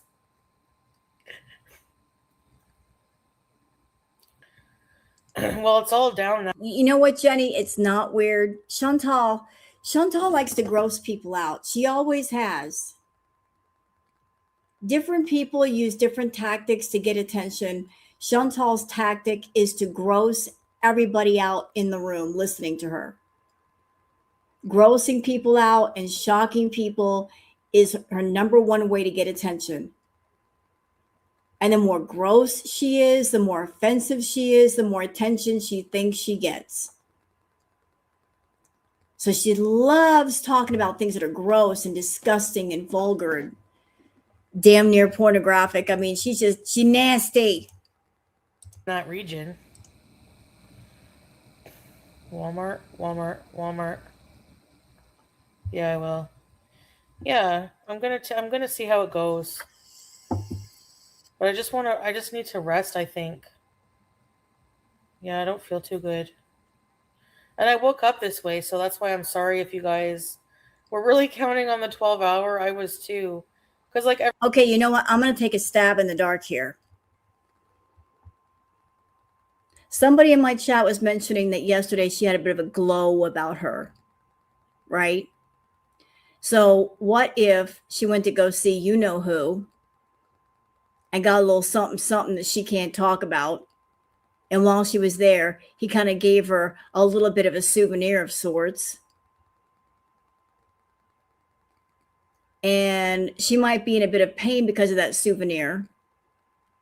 And because of the pain, she's saying, I can't do the live stream. Funny how that all lines up together. That if she went to go see him yesterday, and I don't know what happened, I don't want to think about it. Whatever it is they did, she's feeling the effects of it. And now she's making excuses. I can't do a live stream. Although a live stream has nothing to do with that area. She can still do a live stream. It's not stopping her from live streaming. I went to go see Natter and we did whatever. And I just don't feel like doing a 12-hour stream. Every time I don't do longer content. And you know what? I'm going to take another stab in the dark. Maybe the reason why she doesn't want to do the 12-hour stream is because she wants to go see him. Because whenever she gets all wrapped around him, that's when she starts fucking off with her content. When she was getting super obsessed with Natter, she wouldn't stream as much. She would get all wrapped around him, and suddenly she would disappear and not live stream until he said for her to go home. He would tell her, go home and make some money. I've seen you enough. You run out of money. Go make some more. And then maybe later on, I'll talk to you. So in moments when she gets super wrapped around Natter, she wants to rent a car and go spend time with him. And then when she runs out of money, she got to come back home and make more money for the next visit. It's like, it's my income too, and I, miss the time with you guys. So your Urethra Franklin is too short. It's infected, yeah. It's a skin infection. Yes, Teardrop, I have to pee, but it's like, that little bit of throbbing at the end of when you pee. And there's like just, a little bit short pee.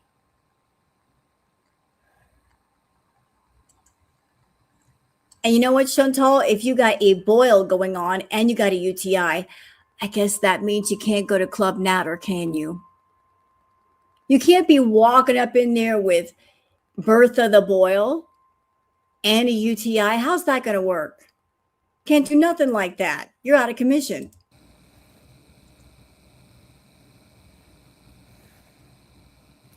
Okay, Lola. Thanks, guys, for your suggestions. Pissing needles.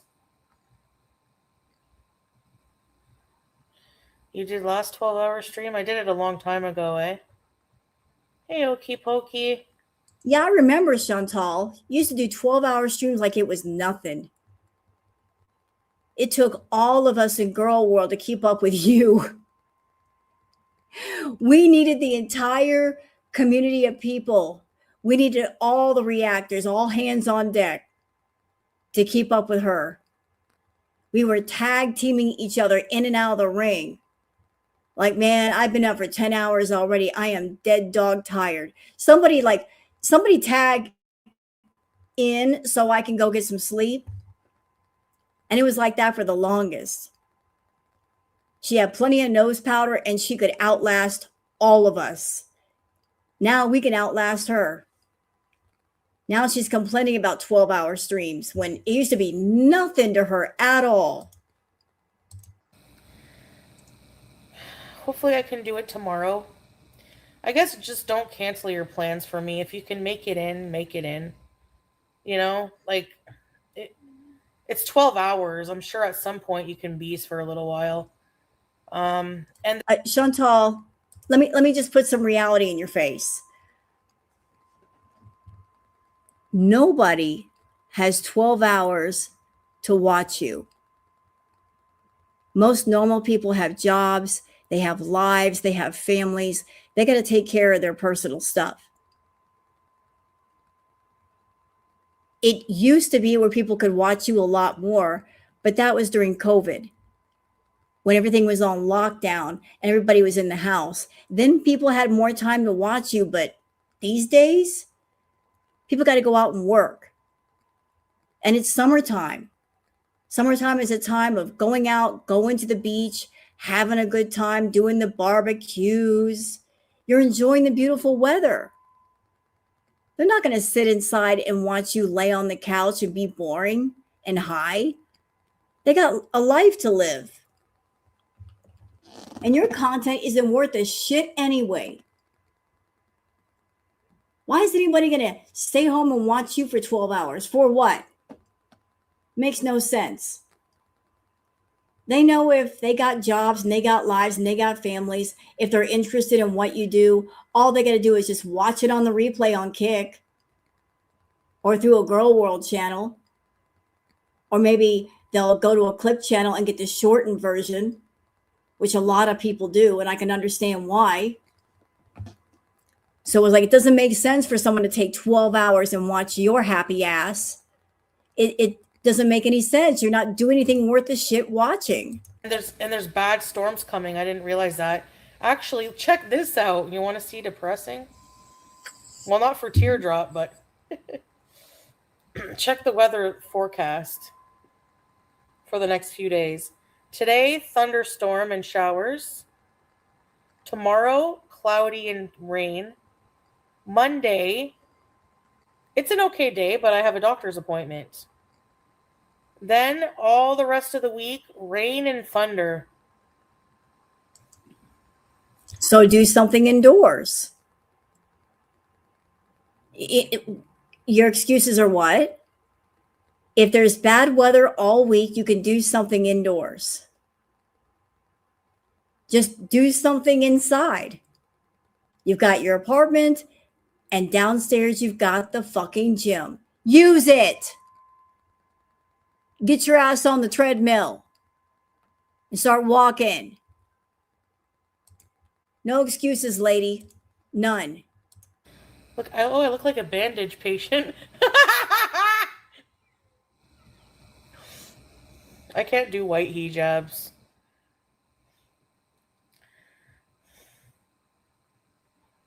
Yeah, and that's true, Ripped. I thought she didn't like the sun, so who cares? No, I have no more pot. I officially have no more. I haven't had any like actual flour for a little while now.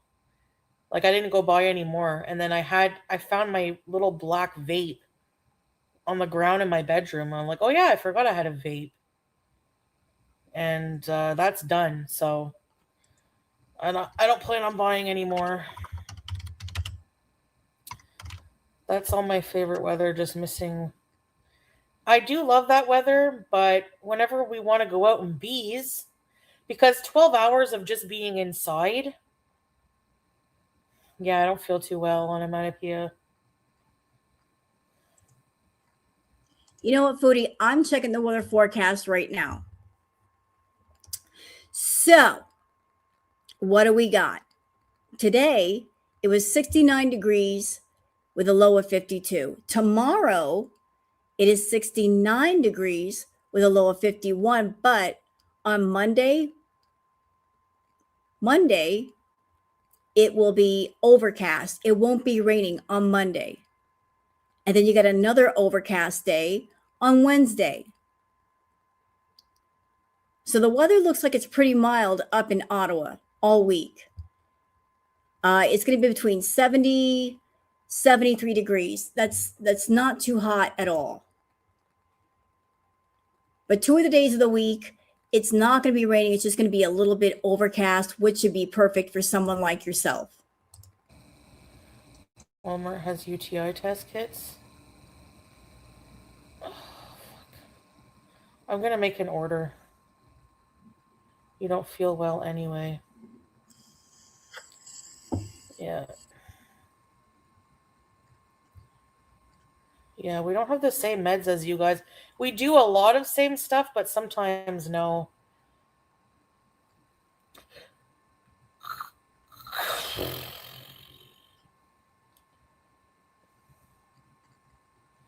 A sketch class? Maybe.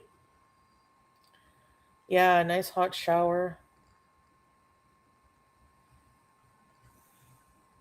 I get dizzy in the shower, like, with the hot water, so I can't take hot showers. I think it raises my blood pressure. Then take a warm shower. Just take a damn shower. And by the way, Chantal, what is that pumice stone doing in your shower? A pumice stone is for your feet. And I understand if you can't stand up and use the pumice stone, but what's it doing in your shower? Take it outside your shower and clean your feet, and then use the pumice stone on the bottom of your feet. You can sit on the couch and do it.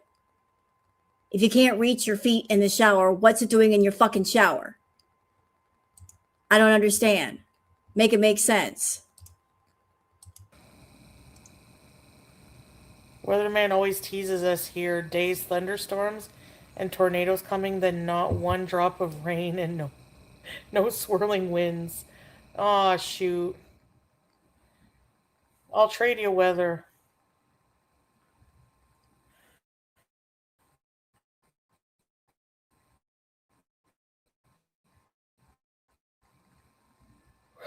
Oh yeah, I do have a blood pressure machine. Oh my god, I'm insufferable. You're a mess, Beezer. Yeah, I hope so. I hope so. I have an appointment Monday. I'm not canceling it. It's late in the day, so I've had palpitations from a hot bath, salt bath. When I was really sick, it was crazy. Yeah, it can. It can raise your blood pressure very high. I need a little shower chair. Ugh. Every time I have to buy a new mobility device, I feel defeated. That's my problem. How do you rinse your everything when you sit down in a shower? I don't have a removable head. Hey, Neil. Thanks. Yeah, because I have to make an order and I have to think of other things I need because I can't just make an order. Like, I think there's a minimum amount you have to buy. You know what, Darcy? It's funny that you bring that up because Chantal, she saw another streamer on Twitch. His name was Ice Poseidon. He actually did a sleep stream where he made $6,000. So she saw Ice Poseidon and she got this idea of doing a sleep stream. However, what made Ice Poseidon successful with that stream was because it was so interactive. Like people were able to troll him and keep him awake with like song bits and text to speech. And they just had fun fucking with him. All night long he tried to sleep and they just kept fucking with him. And he put the donation amount at $100. That if you wanted to troll him, it was going to cost you $100. And yet people were just eating it up. They loved aggravating him. But he was making money with the aggravation. So Foodie thought she would give it a try on YouTube. However, she forgot the interactive part. So she scheduled a 12-hour sleep stream. You know, she went to her bedroom, she put on her CPAP mask, and she watched the stream on the TV on the opposite side of the room and acted like she was sleeping. She kept an eye to see if people were giving her money. They weren't. And after 4 hours, she canceled the stream. She didn't do her homework. You know, what made that stream fun for Ice Poseidon was the interactive part. And she thought all she had to do was just lay in bed in the starfish position and make money, and it didn't work. Wah, wah. So after I get off here, I'll order it. No, black oyster.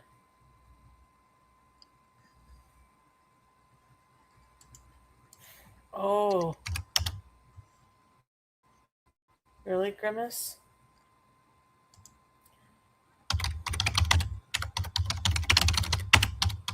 Oh, shoot. What happened to your knee again? You have arthritis in it really bad? Or did you hurt it?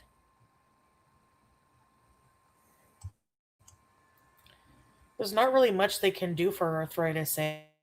They just, like, basically just tell you to just friggin' deal with it or what?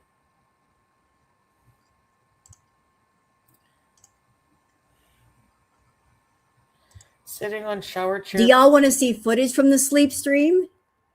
Because I have it. I actually reacted to it.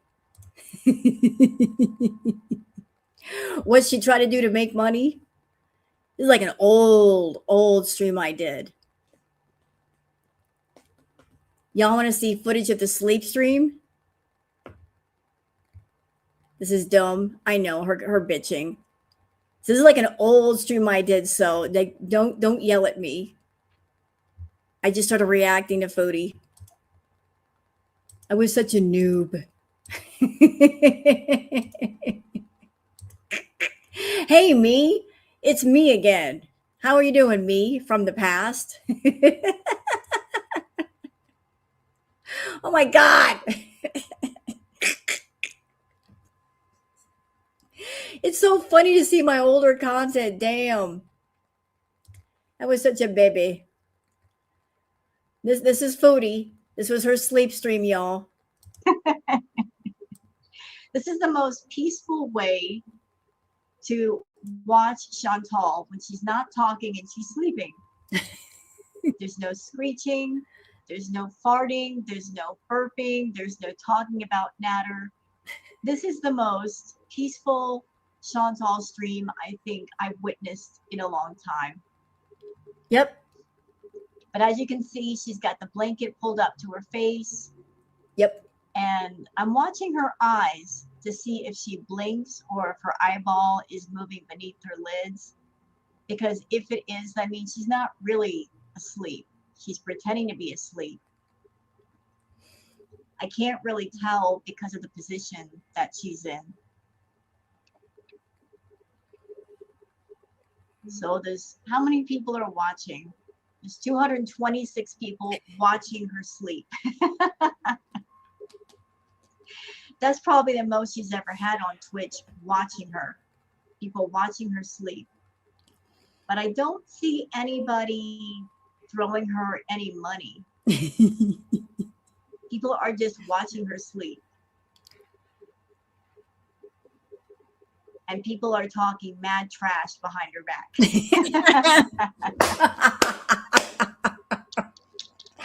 So I don't know how long this sleep stream is going to go on for. I'll be honest with you. I was hoping by now that she would be snoring. That would be entertaining. To react to this sleep stream and she'd be snoring at the same time. Am I bad? I know I'm bad.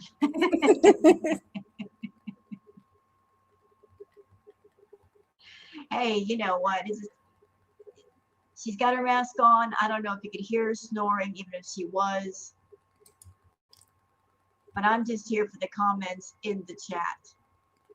Because there was all kinds of mad trash talking a minute ago. So this was back when Foodie had like that big channel on YouTube and oh Lord. It's been a while since I've seen this. This is funny to me. So 207 people watching her on Twitch. This was 4 to 5 years ago, and the numbers really haven't jumped up, have they?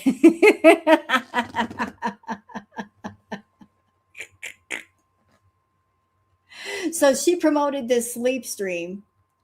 She had 207 people 4 years ago. And here we are 5 years later, and the number is almost exactly the same. That's not good at all. When you do stuff on Twitch and 5 years later and there's no growth, ooh.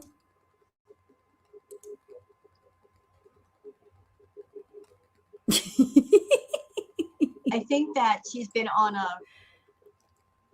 live stream spree because, as I said, I think Natter has been getting onto her because she's not been logging in the time as much and the money's gone down. He's not happy with it.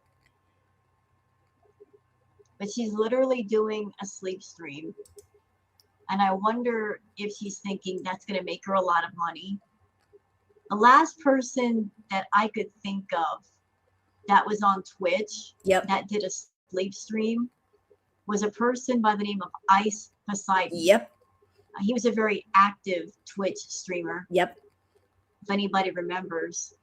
And he did a sleep stream where he had text to speech activated. Yep. And you could pay a certain amount to have music activated. And it was actually pretty funny. People were trolling him hard all night long. picking out different pieces of music and having them played really loud and waking him up, and he kept getting grouchy. It was actually pretty hilarious. But off that sleep stream, he made about $6,000. Mm-hmm. The thing is, Ice Poseidon was somebody he wasn't, you know, not active. And doing the sleep stream thing was a pretty new idea. Yeah. I think he was one of the first to do it. Mhm. So he's just trying this out. And if she doesn't really make anything, she's probably going to say, you know what, I'm not going to do this again.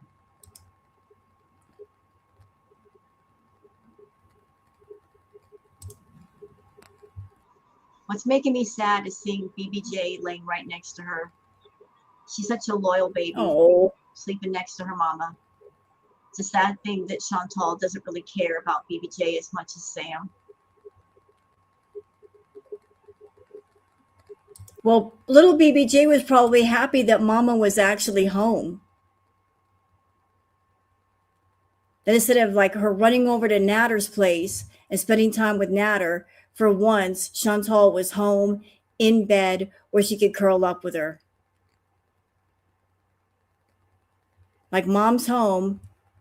I can curl up with Mom, finally, after weeks and weeks of Chantal not being home and me missing her. Finally, she's sleeping in bed for a change. See, look at the mad trash in the chat. Mother of Cat says that she couldn't possibly lay on that stomach fat comfortably. No, I wouldn't imagine that she could. Yeah, here's one of the trashy comments, trashing Chantal. Miss Chuckle says, if she had done more Twitch, I would pay, but she doesn't. Yep. See, Chantal, even like 4 or 5 years ago, people were trying to let you know. You want the money from Twitch, from YouTube, and from Kick. You want that money, but yet you don't want to work for that money. You're always testing the boundaries of how little you can do and how much money you can make from how little you can do. Like, you're really testing the boundaries of the people who watch you. Like, how much will they put up with? And how many scams and how many lies can I put in front of them before they finally wise up and they pull away and they spend the money somewhere else? Sad. Really fucking sad. That you're so lazy and you're such a scammer that you don't want to do anything for yourself. I think it would be very uncomfortable.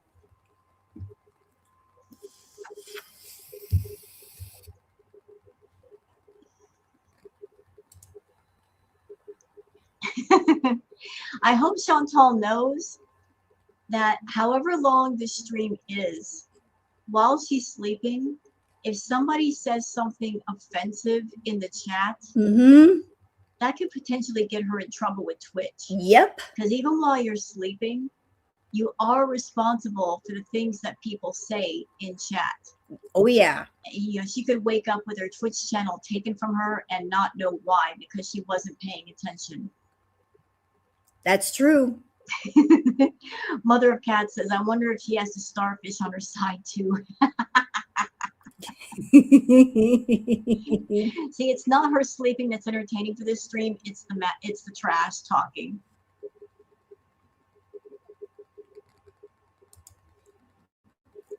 And see, like, I can't show Ice Poseidon's stream here for obvious reasons, because people were playing song bits, stuff that might be copyrighted.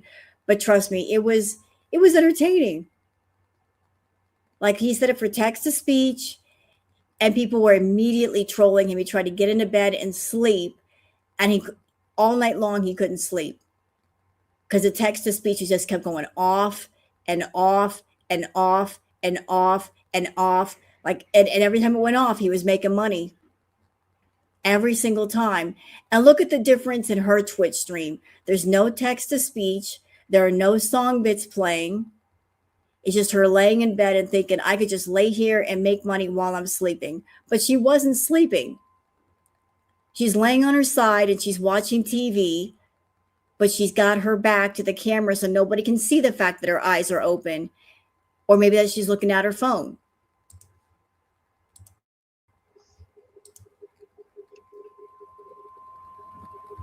I'm not going to stay here for too terribly long. I just want to show a piece of her sleep stream. You know, she was talking about doing it. I knew that she would do it because just like with her YouTube channel, it's effortless work. All she has to do is put her CPAP machine on and close her eyes and let the stream run. I knew that she would do this. I just didn't know when. I told you guys I would cover it. Unlike Chantal, I keep my promises. Always. Did she ever clean that bathroom? What do you think? Jay Wills, what do you think? Do you guys think she brushed her teeth before bed? No. Nope. She doesn't have a toothbrush, remember? Right? Starfishing on the side.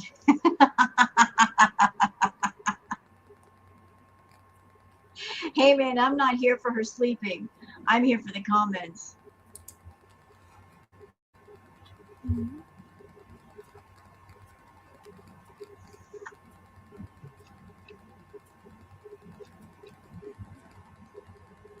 And the entire time that Chantal was quiet and laying in bed, she was getting pissed. She was getting so pissed because she thought, oh, I could just lay here and just ding, ding, ding, ding, ding. Here comes the money. She was waiting and waiting and waiting and waiting and waiting for that money to show up. And not a single donation. Not one. And I was over on my side like, yay, people aren't giving her money. I don't know if she ever moved. Let me see if she does move. Or is she in the same position? Let me look real quick. Well, she moved slightly. Let's see. I'm looking. There's a whole lot of movement going on for somebody who's asleep. Look, see how the CPAP hose is moving? She keeps adjusting her position. Yeah. Yet no one donated. But that was her get rich quick scheme money thing, was doing a sleep stream. With bare ass and coochie grosses me out. Yeah, I know what you mean.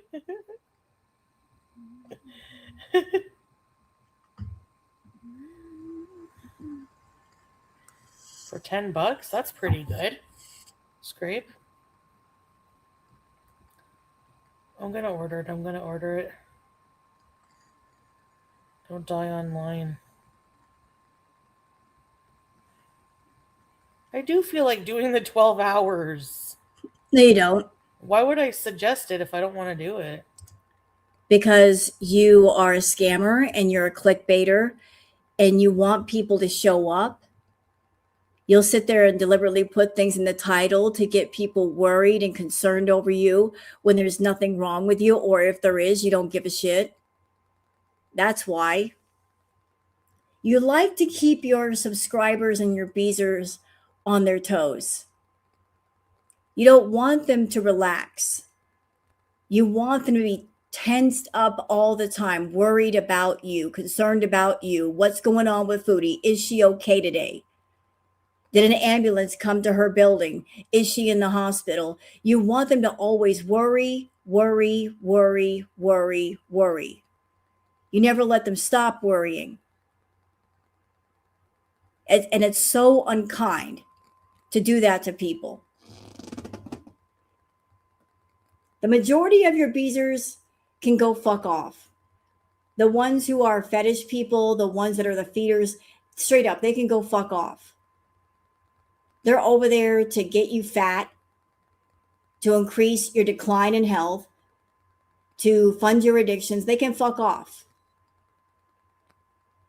We're not the haters they are, because they know that you're sick and they give you money knowing what you're going to use the money for. They can fuck off. We're not the hateful ones, they are. We have our comments about you, Foodie, but they're the ones making you ill. And you know it, and they know it too. And all of you over there, you stay in a state of denial, like, oh, I'm not really doing that. Oh, they're not really doing that to me. Bullshit. Bullshit. They know the deal, and so do you. And there's a mutual agreement of they have a fetish, you provide for the fetish, so it's an exchange of goods and services. They provide the goods, you provide the services. It's not them using you or you using them, it's just transactional. It's an exchange, a barter system. You provide for us, we provide for you. And as long as we provide for you, you do what we want you to do. So everybody's cool, right, with that. Everybody's cool with it. And then if you end up in the hospital or the casket, they'll just find somebody else to satisfy their fetish, and they'll forget about you and say, oh, I'd say 30 days. Because they'll move on to somebody else and do the exact same thing to them. And that will be that. It's your chair, your coochie. Yeah, I know. We can get grossed out by our own coochies, though.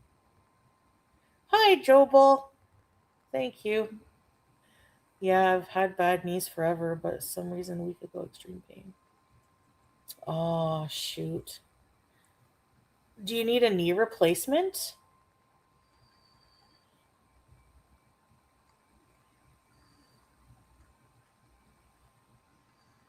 Shower chair?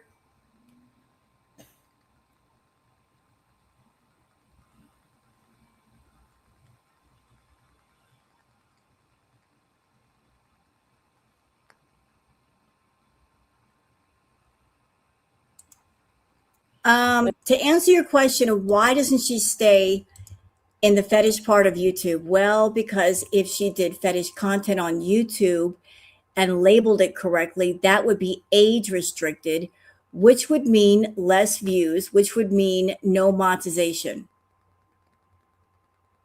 If she labeled the stuff that she does correctly, she would not be monetized for it. And she wants to be fully monetized. So she tries to skate past the system by disguising what she does as non-fetish content. If she did fetish content, it would be either red tagged or yellow tagged. What that means in YouTube talk, when something is yellow tagged, restricted, less ads, less money. Red tagged, you're not monetized at all. And they will tell you as soon as you put the live through or the video through, if it's green tagged, yellow tagged, or red tagged. The bots will check it out and let you know immediately. And if there's stuff in your video or your live that would make it yellow tagged or red tagged, they'll let you know where it is and how it is. And you can remove it, you can cut out the segment, you can blur it, you can mute it, and then put it through again and see if that green tags it or not. But she doesn't like when things are restricted or not monetized. They all said the same thing last time. I knew you were going to do it. I planned my entire day around that 12-hour. Sorry about that. I don't know. I really didn't plan this. Like, I really don't feel too good. Like, don't I look like a pile of shit right now? Seriously.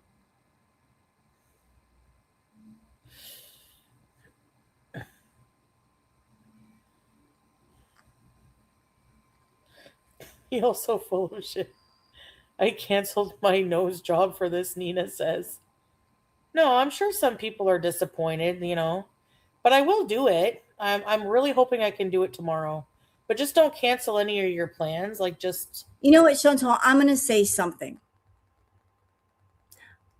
I am not into the feeder fetish. I am totally against it.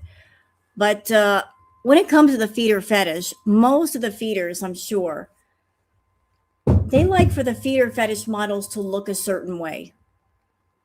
They want them to come on camera looking enthusiastic about the food, like ready to work, ready to eat, makeup on, clean, well-dressed. And then there are the death fat feeders. The way you look these days, you're basically catering to the death fat feeders. The death fat feeders, they don't care if you get too big. They don't care if you come on camera looking sick and ready for a hospital. They prefer it. That's what they're looking for. But the regular feeders, they want something a bit more attractive. You're not fitting into that category anymore. So if you're not able to do regular feeder content, maybe that's why. Because you've let yourself go way too much.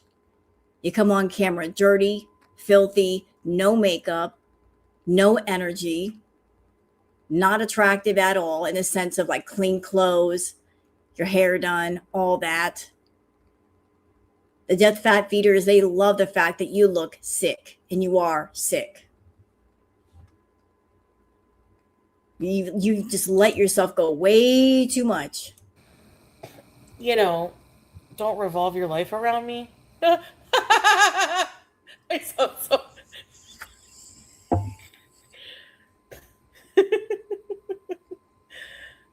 We need full Beezer, not half Beezer. Yeah.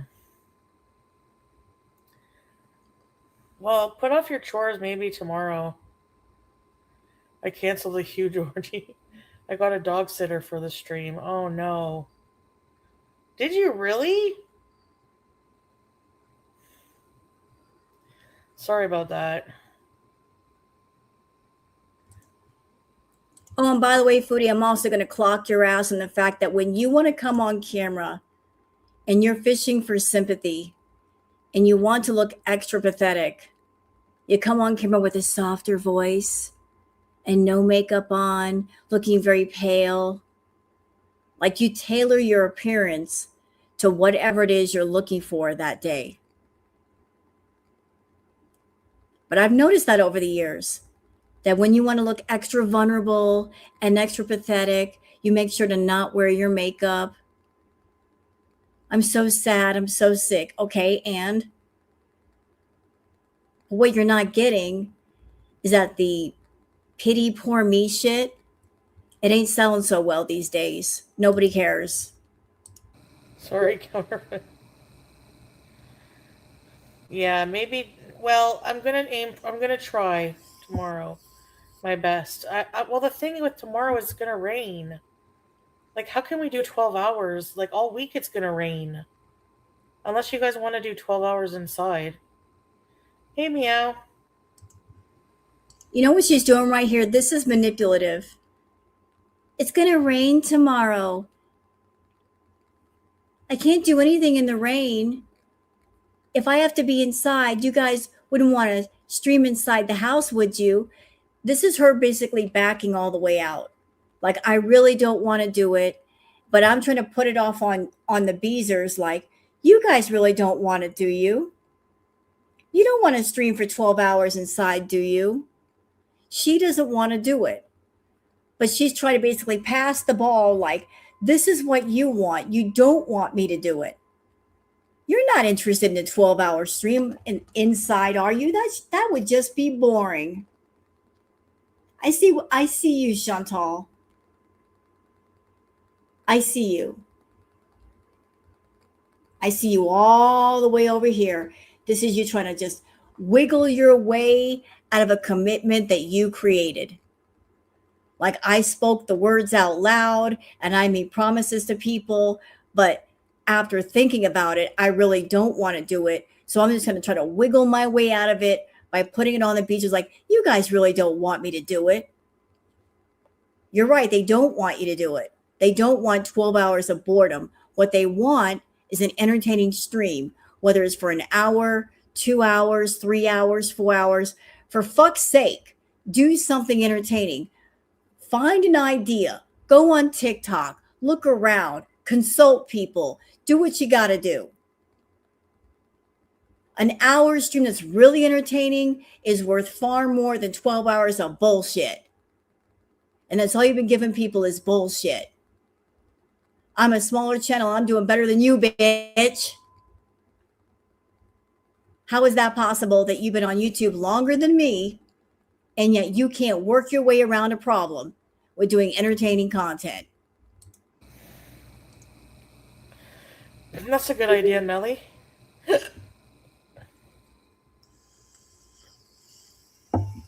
I sold my house. I bought a new TV and surround system.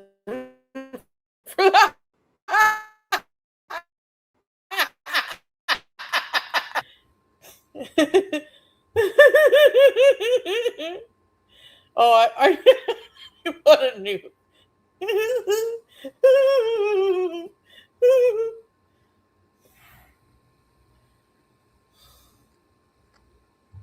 You can show us the thunderstorms from the balcony. I need a chair for the balcony. Now you owe us a 24-hour stream. I canceled my plans of bitching at husband, so now no stream. I can go back to finding reasons to bitch. Oh, he gets some reprieve. No reprieve for him now. I had snacks, wine, and party decorations out. I literally almost threw up when I saw you canceled. You know what? Chantal is probably going to get pissed off at me for saying this. If there are any Beezers watching this stream by chance, lurking in my audience, because I notice the numbers in here are extremely high, higher than normal. Just a tip from me. Just try it out. You want entertaining content from Chantal? Stop giving her money off the site. Stop rewarding bad behavior. Stop rewarding boredom. You want her to get off her ass and do something? Then put it like this. You want the money? Work for it. You want them donations? Work for it. Start doing some entertaining content. We might donate. Until then, you ain't getting shit. If you're not willing to put the work in, you don't deserve the reward. Period. Trust and believe. If y'all take that attitude, she'll get off her ass and do something. The reason why she's not doing anything is because she's getting the money so easy out of y'all. She can just lay on her couch and she gets PayPal donation after PayPal donation after PayPal donation. She knows you'll give it up. But if you stop giving it up, she might sweat a little bit. She might wonder what's wrong. The system is broken. What happened? If you stand your ground, 10 toes down, and said, you want that money? We got it. But you need to work first. Figure it out. Do something worth watching. Do something worth donating for. Then we'll talk. We'll talk. Until then, don't talk to us. Because this ain't getting it no more. Make the bitch work for it. Y'all over there, you've given her $10,000 to get started back in Canada. How many promises did you fucking hear about I'll do entertaining content once I got back in Canada? Did you get your money's worth? Did you get $10,000 worth of good content? I would say no. I would say you got ripped off not once but twice. Because y'all gave up money and donations and shit when she came back to Canada the first time and she got that apartment and y'all were giving her money and shit for that apartment. And she was over there saying, I need this and I need that. I need this kind of furniture for the apartment. And yet she didn't stay in that apartment for a month. Not even 30 days and she was already gone back to Syria. She chose to do that. Her choice to go back there when she didn't have to, when she shouldn't have gone. And then she went over there. And then she was over in Syria saying, I'm in danger. If something happens to me, it was them. Putting it off on all of you.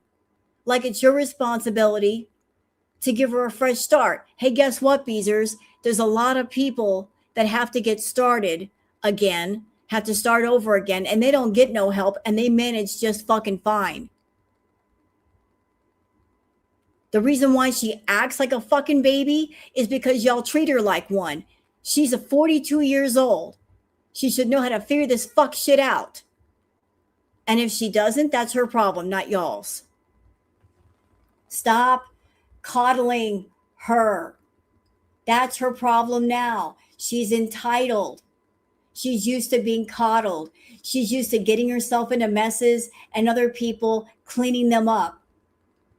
You want to help her? Teach her to clean up her own messes. Teach her that she can't rely on strangers on the internet to solve her shit. She is an adult, not a child. Treat her as one. Stand your ground. When she does this bullshit of I'm promising a 12-hour stream, but I'm not going to give you anything, I'm not even going to try, then don't give up the money. She'll learn. She'll have to learn. Oh, I didn't do a 12-hour stream and I didn't get money. There must be something to that. Maybe I should do the stream. Maybe I should be entertaining. Maybe I might get that money. You want her to entertain you? Then bring out the entertainer in her. Entertainers work for their money. E-beggars don't. You want her to be an entertainer? Then don't treat her like an e-beggar. Stop giving up that money for nothing. I skipped my grandma's funeral. Yeah, do the 14-hour stream today and tomorrow. Oh, don't make me laugh. I'm holding in pea driblets. I'm eating filet steak from my local Chinese and I'm gobsmacked. Is it good?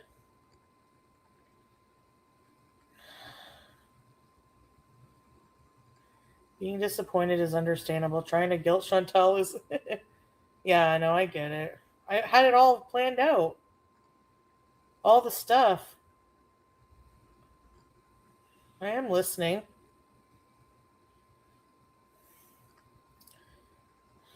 Hey, human.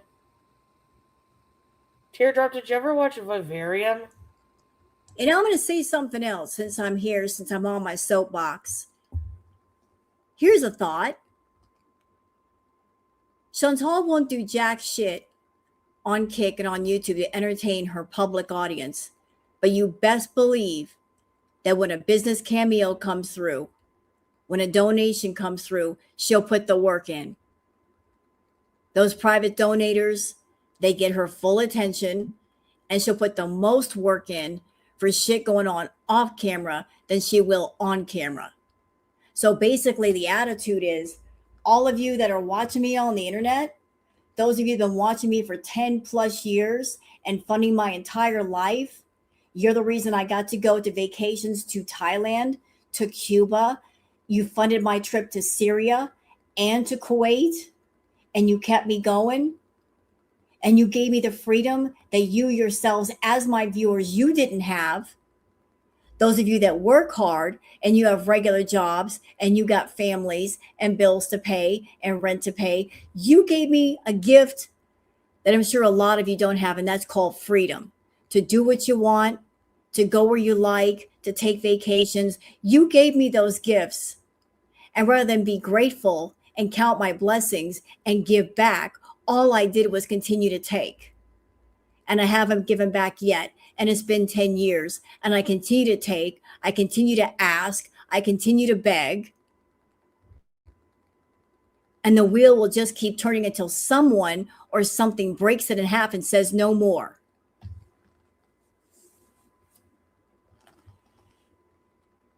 So think about that, Beezers.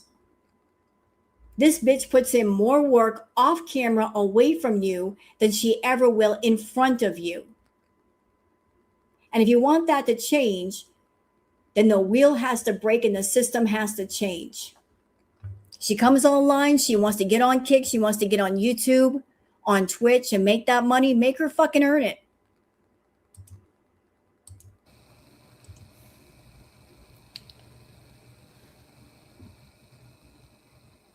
How come?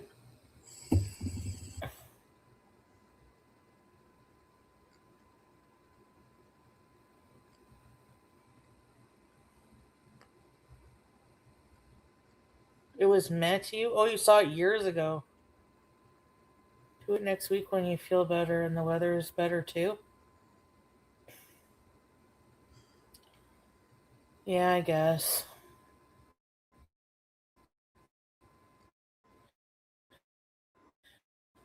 Well, we'll see.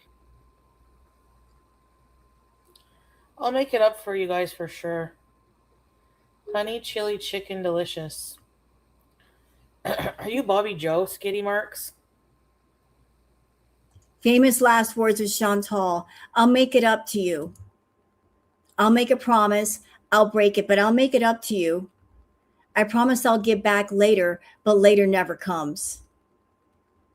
That's part of the Chantal cycle. Of promising something, getting the reward before the work actually happens. She gets the reward, she spends the reward, and then suddenly you hear, I'll make it up to you later. I promise to pay you back. I promise I'll do a stream later. Then later never fucking happens. You'll get more excuses, or suddenly she's sick. She's always sick. Hello, Beezers, have you figured out that every time she promises you guys something, suddenly she gets sick right before it happens? There's always something. Oh, my sciatica, my diabetes. I'm not feeling good today. Oh, it's raining outside. Oh, the color of the sky is wrong. Always an excuse. Always. It's a pattern. It's a system. It's her manipulation. I'm going to get what I want, but I'm going to make sure you don't get what you want. Figure it out. Sorry to be a disappointment. Start workouts, yeah.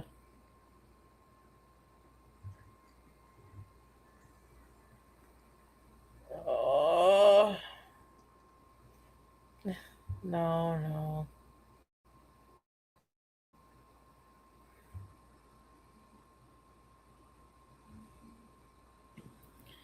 Yeah, it's still draining. Oh my god, how long does it take? Another time warp?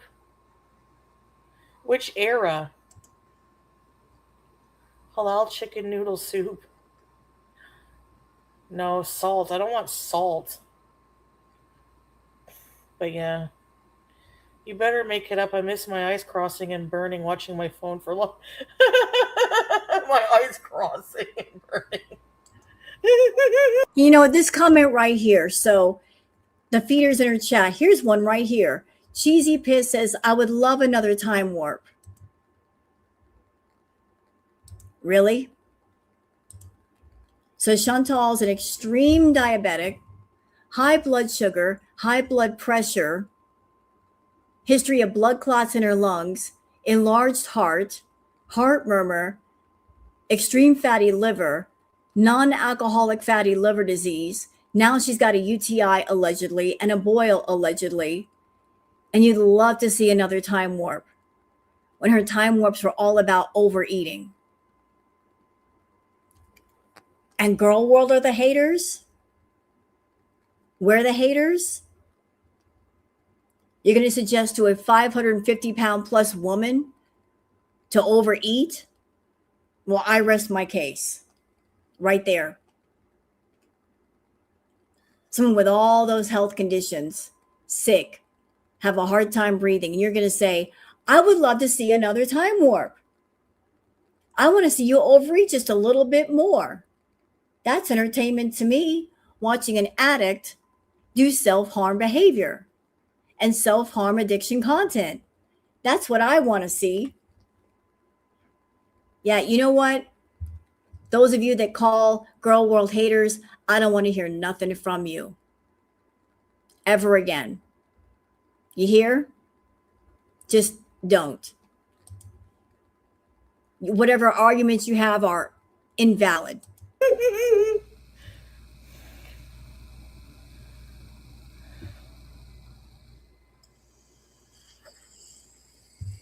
Y2K, I could tell you about my party. Or did I already tell you that story time 1,000 times? 9/11. No.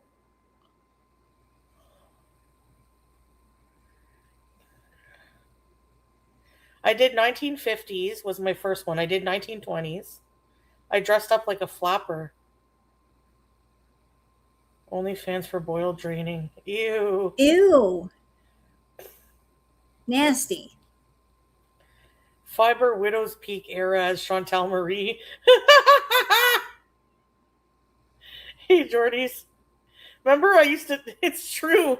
And then I would go like this, and the whole Widow's Peak would disappear. What's the plan for today? Nothing. We're not canceling. We are postponing. We're taking a rain check. Sure. We're taking a thunderstorm check. We're Now, a rain check that will last all week. And in a week, people are going to forget what she promised. gonna do. Well, I'm probably just gonna rest for a while and drink cranberry juice and water, and then I don't know. Maybe come back a bit later. We'll see. You know, I'm not buying her excuses. If she does have a UTI for real, which is painful, you know, she can't go outside. What she could do is she could fire up StreamYard or something and like react to her old videos and give some commentary. That would be different content. That is something that she can do inside, and she doesn't have to move, and it might entertain her beezers. So see how fast I could come up with a good idea, Chantal? So why can't you? It's just I'm not well, you know. Yeah, I did the Flapper. I did Titanic. I did a lot of stuff. Pulp Fiction. Let's do the Time Bees again. Ma'am, don't sing Rocky Horror Picture Show. How dare you? Don't touch that. I love that movie. I could do Aladdin because the Jasmine is a hijabi at some point. What? Or could be, because it's Middle East. And I have jasmine. You can use jasmine rice. What? Grab a mini umbrella. It'll make you feel like you're vacationing. So we're going to do an Aladdin theme with jasmine rice?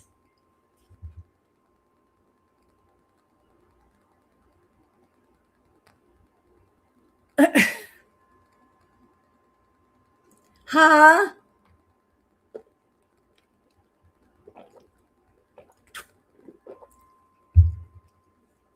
Yeah, do not besmirch Mr. Tim Curry. He was amazing. And you know what, Missy? I loved Tim Curry in the movie Legend.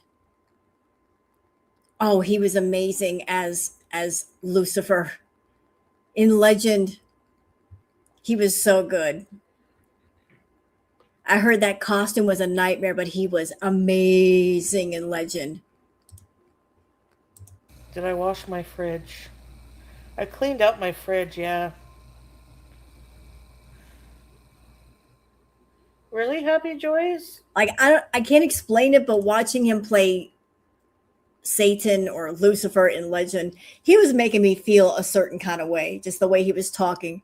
Sit and talk with me. Sit here. Yes. I'm like, you're making me feel a certain kind of way. Don't use that voice on me, sir. Don't talk to me like that. You're supposed to be the bad guy. I'm feeling a certain kind of way. Quit that. Okay, I'll give them a call.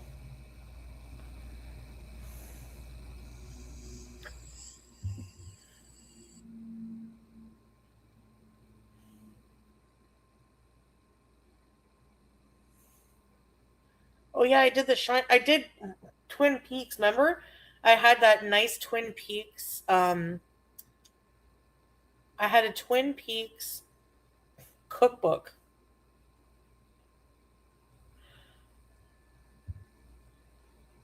With Amazon, really, Blue Shell? Wow. Yeah. This is so sad and pathetic. So here's Foodie 2026. She's sitting in a nice apartment. And what has she got to talk about? Content that she did 4 or 5 years ago. We're just reminiscing again and being nostalgic again about the stuff she used to do versus the stuff she is doing. Like, remember when I used to be more active? Remember when I used to be more creative with my content and I used to care about my content? Remember when? Yeah, we remember. It's just sad that we do have to remember because you're so lacking in creativity now because you don't want to do anything. Yeah, Pete's the sort of British waiter. Little House on the Prairie. Oh my god. Put a bonnet over my hijab. Pa, pass the stale bread, Pa.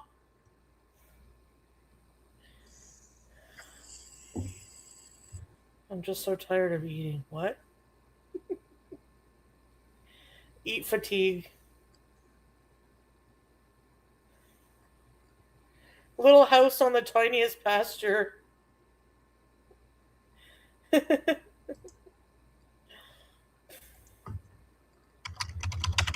Tiniest pasture. Ouverture des portes.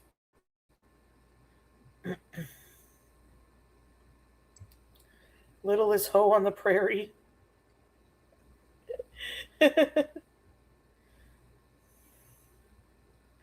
Was there a hoe in Littlest House on the Prairie? Like a town hoe? I don't remember.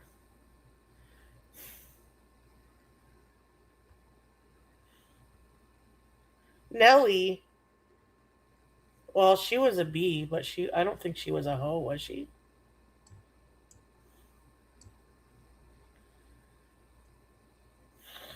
Yes, I understand. Smelly Nellie. Little Mosque on the Prairie.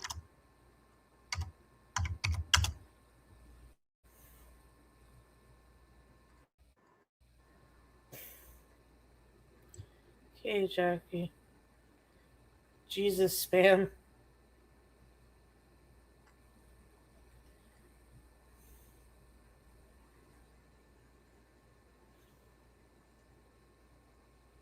Anyways, guys. I'll go for now, but I'll try to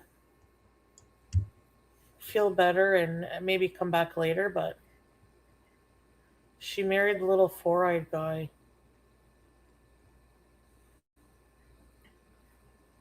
Nellie? Mother would love their cooking, no salt. Y'all want to see something?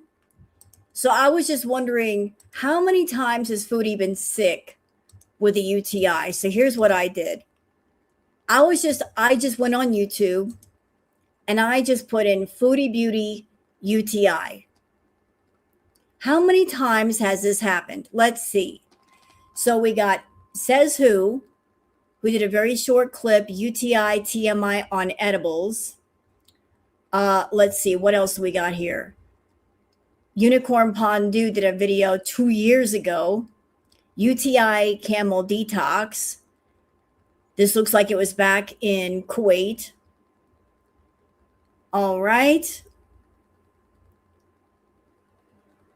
Then another one by Sansa Cooks. Another one by Sansa 3 weeks ago. The Infection Bees. Okay. What else we got here? We got another health update 2 years ago.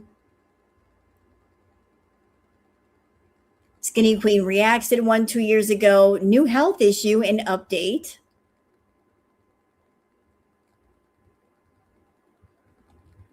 So this has happened multiple times. Multiple. Like she's always got UTIs, UTI. Ugh. Yeah, it's her go-to illness. I got a UTI. Okay, and? They don't use salt in Little House on the Prairie? Yeah, I will. I'm gonna try to fix my whatever.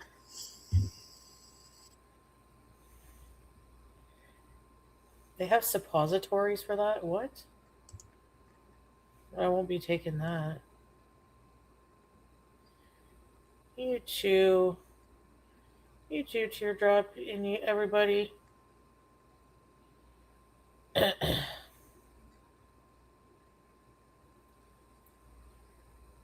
don't feel too good. I'll let you guys know when I can come back, okay? In the meantime, take care of yourself and each other.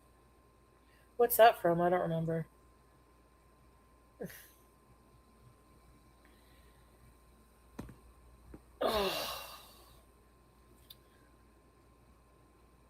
Hey, Ferdoy, I'm just getting off. Oh, Jerry Springer. He said that? Okay, I'm gonna go drink water and order cranberry and stuff. Bye, guys. Thank you. Thanks for your understanding. I'll owe you guys a good bees, don't worry. Bye. So that was it for the riveting content.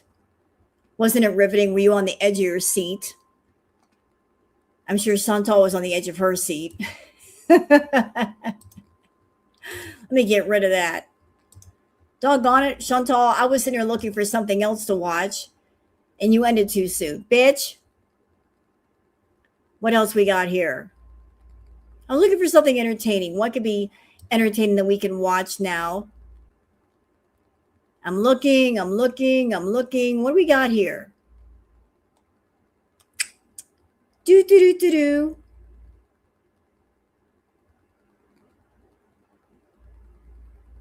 She's falling apart.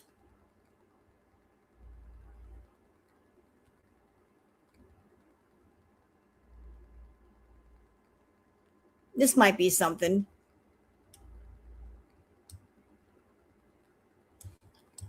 Let me see.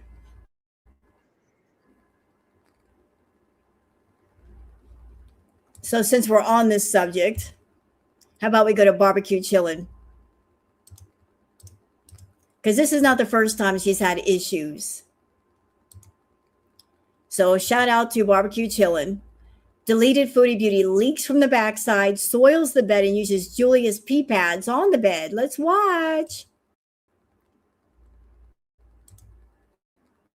When I get home, but like I have so much anxiety, ABCD, because I really want to get an apartment. Brittany, you just asked me.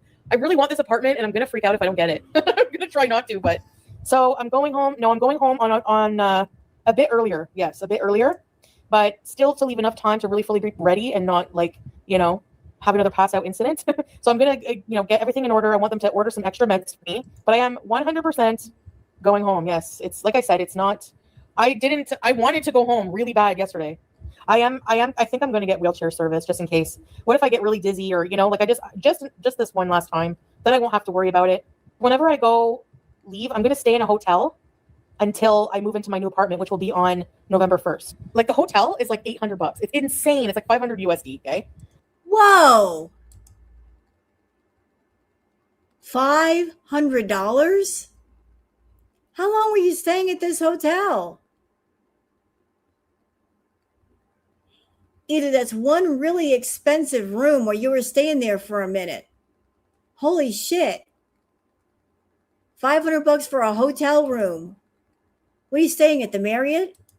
For like a day, not even a whole day, because my layovers are really long. What? No. Say it again. Get everything in order. I want them to order some extra meds for me, but I am 100% going home. Yes, it's like I said, it's not. I wanted to go home really bad yesterday. I think I'm going to get wheelchair service just in case. What if I get really dizzy or, like I just this one last time, then I won't have to worry about it. Whenever I leave, I'm going to stay in a hotel until I move into my new apartment, which will be on November 1st. Like the hotel is like $800. It's insane. It's like 500 USD. Okay. For like a day, not even a whole day, because my layovers are really long.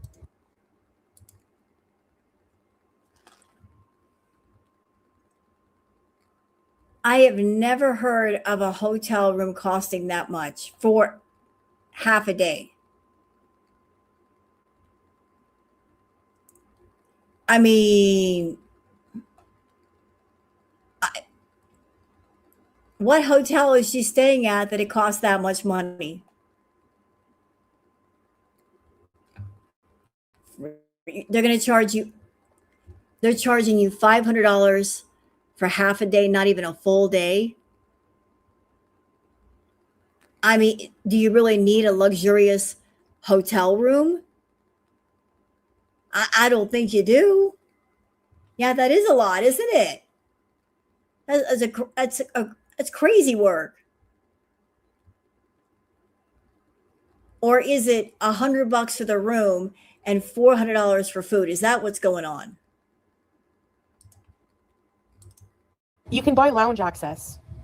They have like a few different lounges you can choose from. So I'm going to look into maybe lounge access because you can stay there for like I think 6 hours, 6 to 8 hours, and you get to lounge there. They have like lounging seats, big comfortable seats, unlimited food and drink. So buying a meal at the airport is $35. So for an extra $40, I can get in the lounge, and it's better. It's way more affordable than the But yeah, no, I'm not being mistreated at all by his family. I'm being treated very well. It's just that But that's not what you said though. Because when you were in Syria, you were eluding the fact that you were in danger. If something happens to me, it was them. And here you're saying, I'm not in danger at all. So that why were you telling people that you were in danger? If something happens to me, it was them. That was to get people to donate their money, right? Here we go. Here's the pattern. Beezers. She likes to play into your concern of her, into her welfare, into her safety. You're imagining the worst. Oh, here's this woman in a foreign country, surrounded by people that she doesn't know. She must be in danger. We have to save her. So let's throw our money at her and get her back to Canada right away. And then after she gets the money, then she tells you, oh, I was in no danger. I was fine. like I said, I don't know. I got really paranoid one day and felt like everyone was going to come and get me. I don't know why. Like maybe like you saw like the fight we had, but like that's in the past, and we're trying to just be very like whenever you're very emotional and tired and you're not in an environment that you're used to, you don't know what can happen. Everything runs high and it's just explosion moment, but we're okay now. Hey, Jesus, but we're not together. Like we're not. It's not even like that with us anymore. It's changed. Oh, what? Did y'all hear that? What did she just say? She says, we're not together anymore.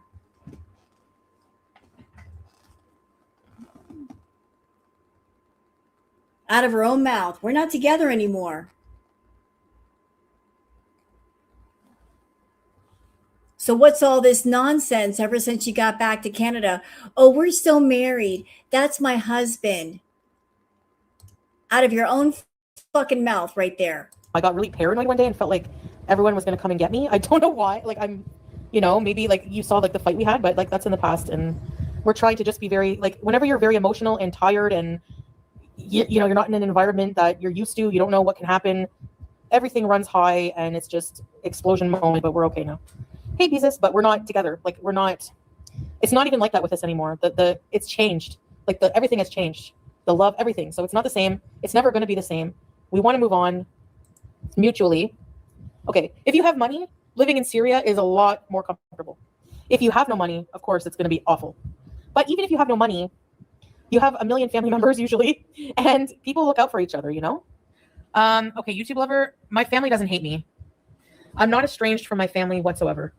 They really have no brain to think that I would not want to stay with my family, knowing how people harass us. Can you not put two and two together to think maybe I don't want to stay there? Though, like let's look at it from this angle. She's 42 years old. She's an adult, not a child, not a teenager, an adult. And the family, they know what they're dealing with. They know.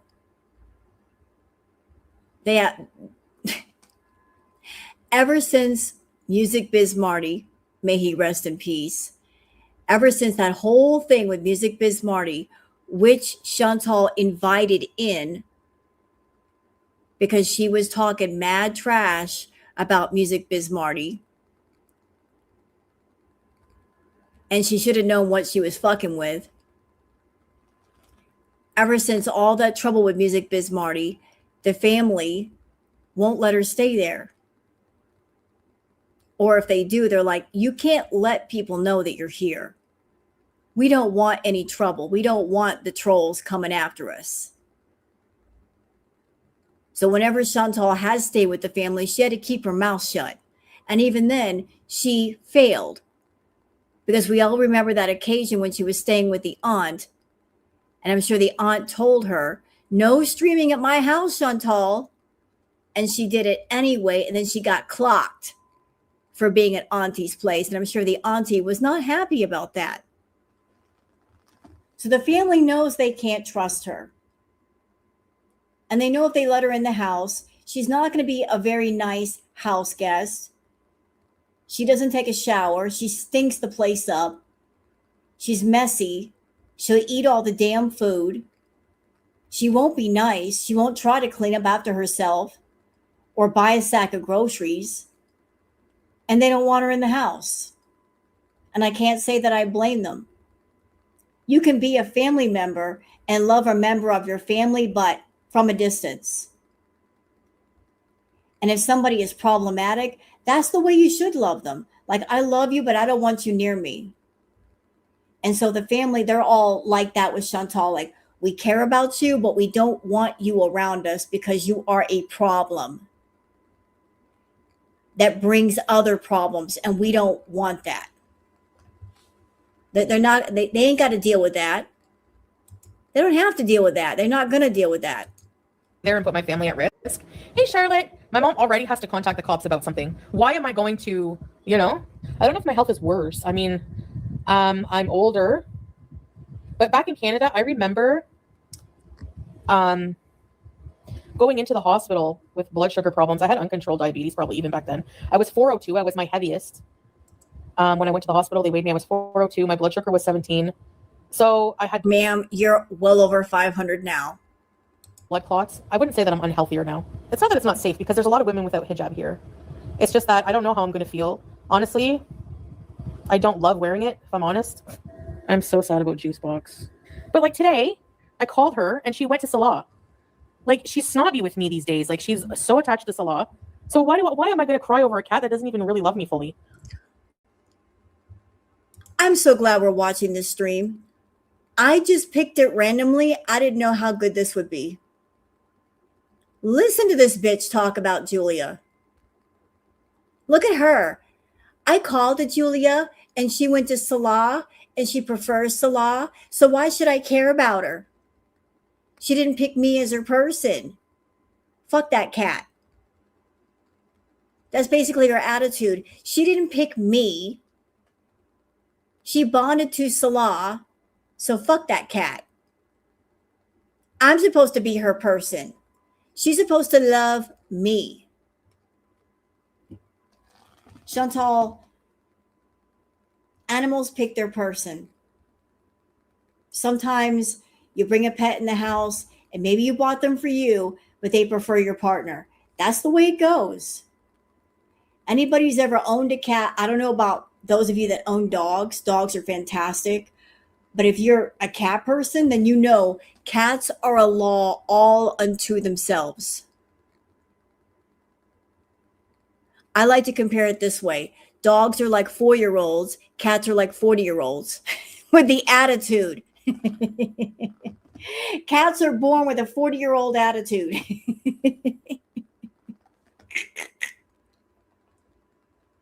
From birth, they tell themselves what to do. And you were just a suggestion. Oh, human, you're trying to tell me what to do? Oh, that's cute. How adorable are you? Bless your heart. You're so cute over there thinking that you're the one in charge. Yeah, that's how it is when you're a cat person. Whatever. The water came today, so I washed the curtains finally. Now, before I go, I want to help him by making sure he doesn't really have to worry about much, because who knows how long it's going to be till a woman's here to help take care of him. You know what I mean? So I want to have all the stuff washed, nothing for him to do, fresh start when I leave. And then, and honestly, I'm not even mad. Like, honestly, when I think about it, I'm not even mad people talk about me really anymore, because Wow, we got a whole lot of truth coming out of her mouth today with this stream. I don't mind if people talk about me. I love attention. Oh, yes, she does. Her addiction for attention is as great as her love and addiction for rugs and for food. All three of them are entwined together, and they're all tied for first place. She loves attention. You want to make Chantal suffer? Don't give her attention. Then she'll be over in the corner going, why aren't they talking about me? Seriously, it'll drive her nuts. Why is no one talking about me? That's why even if there's something being talked about has nothing to do with her, she has to include herself. I mean, look at the whole Paradise situation. That has nothing to do with her, yet she's attaching herself just to be a part of it. That's why she still won't shut up about Stefan and Paradise, because she can't stand the fact that people are talking about it and she's not in on it. She's going to just worm her way into it somehow. even if you hate me, thank you. I appreciate it. Like I was at one point like anti-Western medicine, because I went down a rabbit hole of all these conspiracy theories about how it's like bad and they're greedy and they're trying to kill you. But like I need it. Without it, I'm like, I don't know. Okay, I gotta go, but I'll be back later. Have a good day, guys. Bye. No Amazon wish list. I don't even have an apartment. I'm not wasting my money on a hotel, a cheap ass hotel for $1 million. I'm so frustrated with Canada. Like when you live in a place for 3 years where you don't have to worry about like it's just so much easier to live in Kuwait and here, and I'm just getting like discouraged. Like oh, she's just being a big old baby. Listen to her. Listen to her complain. Isn't that cute? Complaining like, oh my God, this is what I'm hearing right now. Where is it at?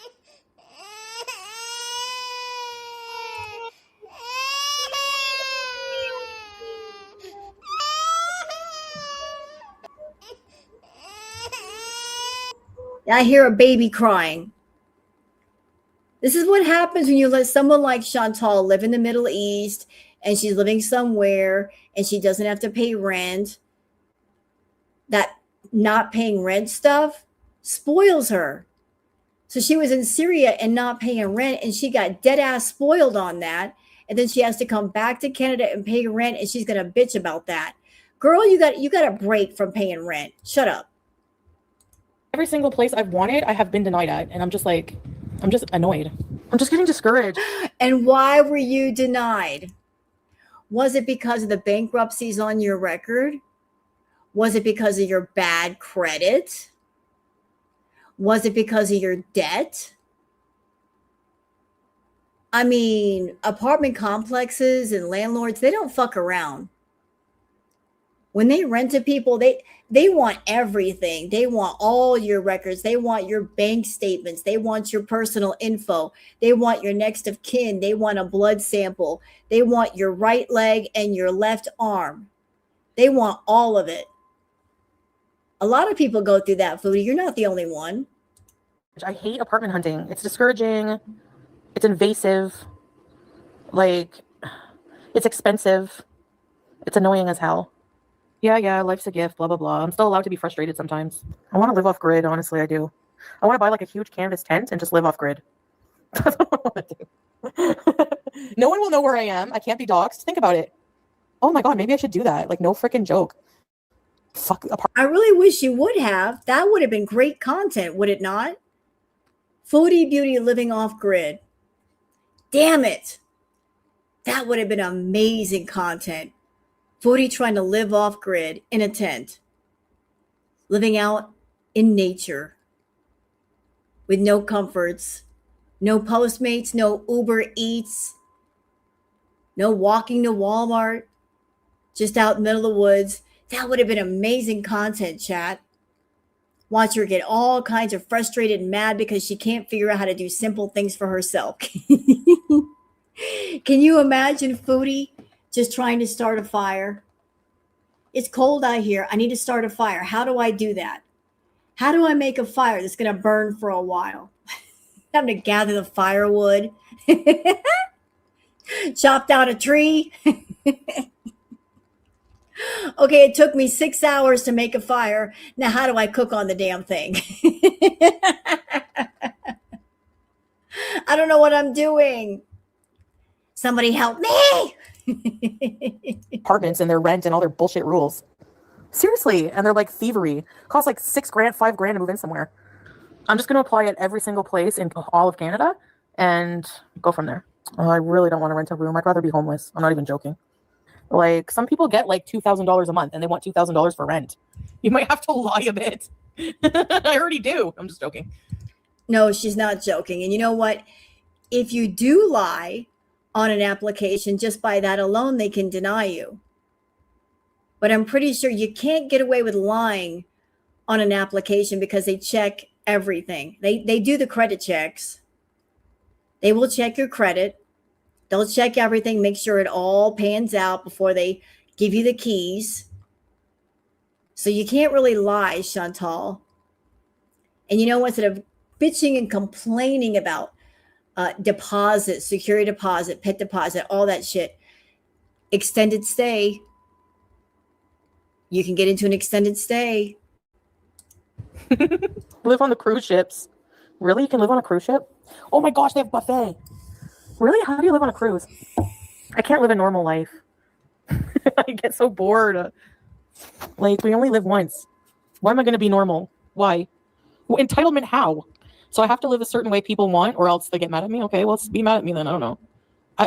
People can give advice. It doesn't mean I have to take it. I can't take everyone's advice.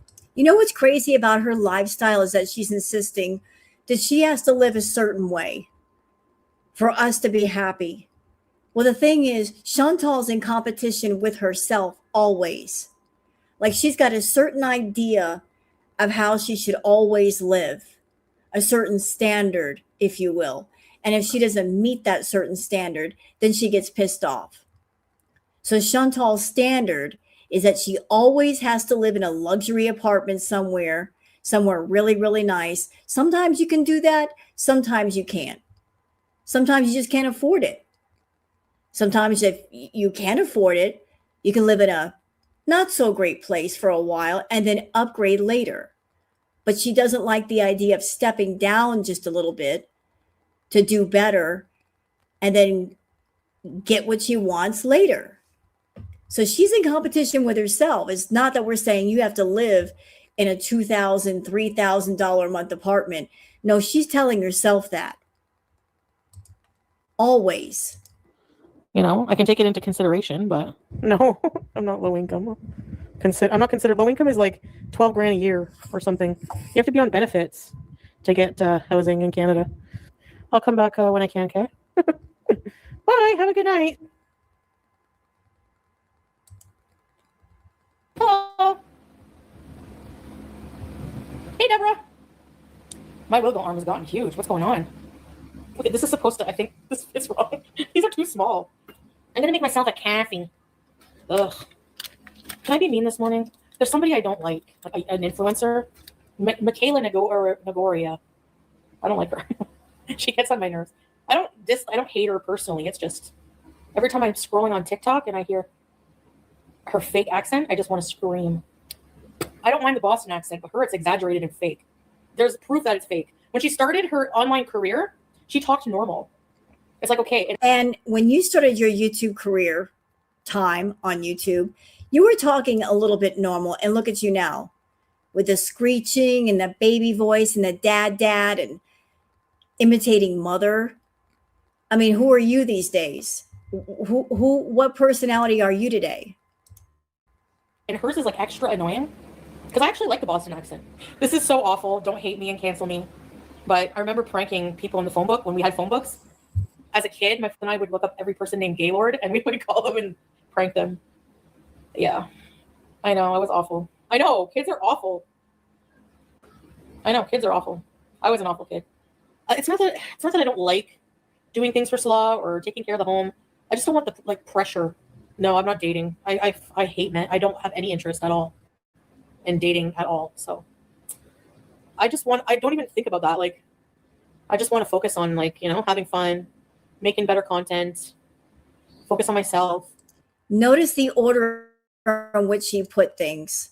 I just want to focus on having fun and making great content. Why couldn't the making great content come first and then having fun come later? The number one concern is having fun. And she's in Syria. She's like, I feel pressure. Yeah, to stay clean, to act like an adult, to be somewhat normal. That's, to her, that's pressure. Or you're pressuring me to be an adult and not be a slob. Get my nails done. Why are you worried, Tiffany, about when I divorce? What does it matter? It's personal anyways. Salah ordered my medicine. I'm going to get like 5 packs of Symbicort, 5 packs of brain pills, 5 packs of metformin. Actually, I should get more because I'm not going to have healthcare for a while. That's what I don't know, Scully. I got to look that up. Does anyone know offhand before I look it up if I can take a whole bunch of drugs with me? My live streams are probably going to be more prominent in Canada. I think the answer is no. I'm pretty sure the answer would be no. Can you take a whole bunch of pills and stuff through the airport? The answer is no. Don't think they'll allow that without a prescription. Like, you remember how I used to just go live all day long? Like 3 times a day? You heard what? I didn't hear anything. There were all kinds of noise. Probably a gunshot. I didn't count exactly how much I raised between it's hard to tell with the super chats and that, but I made enough basically, SB. I have in savings for a month of rent, basically around $2,200 for the rent and from the donations money, but I put like a bit of other stuff, but I had to pay a lot of stuff this time. Like I'm still paying down an expensive debt and it should be finished soon, but I put a bit of my own money towards, and also there's like some super chat donations that I'll get at the end of October, but also paid for my plane ticket. So, and lounge access. So there's a place that I really wanted to live and they denied me. Remember, like the place I really wanted. So I just thought, I wonder if I could ask if they would reconsider. So they're actually going to reconsider and let me know. You know what I think? I think with the place that she's at right now, I think when she initially applied, she applied alone. And because of her credentials, she got denied. But I think she got somebody around her to act as a co-signer, and that is why they approved her. That she tried by herself and they said, nope, don't think so. But then she found someone around her that had maybe better credit or more money, and they were the co-signer, they were the guarantor, and that's why they approved her. Maybe they got her application and they told her, well, we'd love to approve you, but we need a guarantor. We need to know that somebody's going to be able to pay the rent because we're not quite happy with what we're seeing on paper. But if you can get someone to help you, we might say yes to you. And she found someone, and that's why she got into the apartment, because she got denied the first time. Can you believe that? Can't hurt to ask, I guess. I hope they reconsider because, like, that's where I want to go. He's with a second wife. Well, it's not my business, really. If we agree to move on, I'm sure that will happen at some point. But whatever. And I'll see you guys hopefully when I come back. Bye.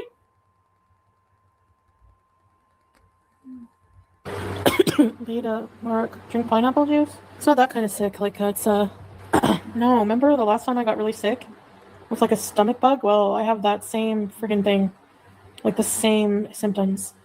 I don't know if it's like, no, I think it's like our fault. I wonder if it's because we turn the fridge off at 6 and then things go from like, not so cold to colder. Okay, so when I think of like what food grosses me out that I ate yesterday, and honestly, the olives. I have these olives that have like pieces of lemon in them and carrot, and I put them in the freezer and then I put them in the fridge, and then they started getting this like kind of weird smell, but I thought they're olives, they're marinated, they can't go bad very fast, right? They're not floating in brine. They're just like marinated and like in a bag. And they smell. No, just one end. And the Life brand anti-diet pills are not working. It's really bad. I have no energy. I mean, it's not like there's really any, like, it doesn't even really matter. Like, it's not like a Western marriage. There's no messy, like, we just keep our own stuff and that's it. No, he's in the living room. I'm laying down because I don't feel good, Probably Zach. I don't plan on remarrying soon. And if he does, he's allowed more than one wife, so there's no, like, immediate rush. Like, who cares? I was looking on Torrid's website. You have to be joking. It was insane how expensive. For a sweater, $95. A bra is like $60. When you can get one for 10 on Shein. The clearance, all of them are always sold out. Pissing me off. I checked every single one.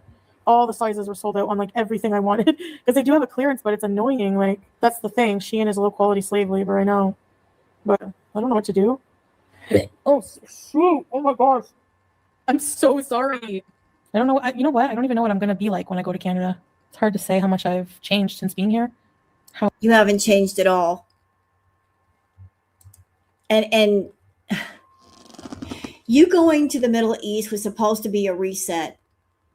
You had Salah by your side, and you were supposed to get healthy over there. And what the fuck happened? You just laid up over there for a few years and got bigger. And then you came back to Canada and got bigger. So you can't get healthy on your own, and you can't get healthy when you have a companion. So how are you going to get healthy? How I'm going to feel when I get there.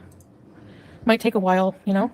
Honestly, kind of content I'm looking forward to. I guess I just want to focus. I might even get like a job, you know, do cooking streams, bees, go shopping, clothing hauls. And I am also not doing that when I get home. I'm not talking about Salah or anything. So I hope people don't expect that. And here we are. She's still talking about Salah. Still won't let that go. Still won't let him go. Still insisting that she's married. That there's still a thing when they're not a thing. It hasn't quit yet. We've been waiting, Chantal, for you to let that man go, but you won't let him go. I'm being like, we're just parting ways respectfully, and we are keeping all of that private. I would never tell anyone where I work, Mike. It would be from home. Like, if I get a job, I'm not even going to tell anybody at all. She won't get a job. Heard him call. Yeah. She will never get a job. Even an online job, she won't. She's gotten far too used to just not working a regular job. It'd be hard for her to have to work a certain schedule every day. She's been doing her own thing for over 10 years and used to the freedom of doing her own thing whenever she wants to do it. And then locking down to a schedule, like you got to get up at a certain time, you got to get your shower, you got to be on the phones or whatever, battling traffic. She can't do it. She's used to just doing what she wants to do when she wants to fucking do it.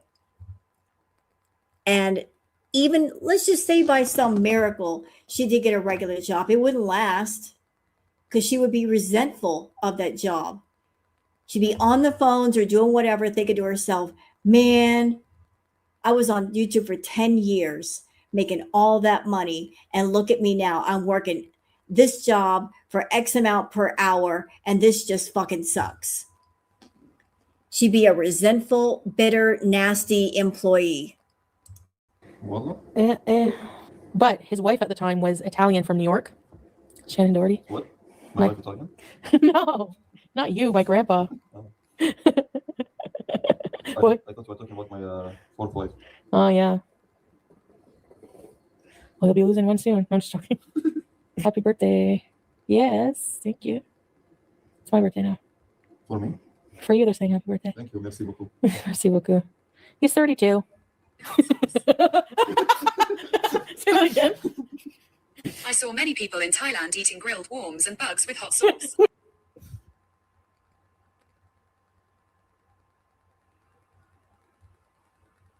Yeah, see, and she wants to go back over to Salah, but this happened a lot. We remember when she was over in Syria, her internet sucked.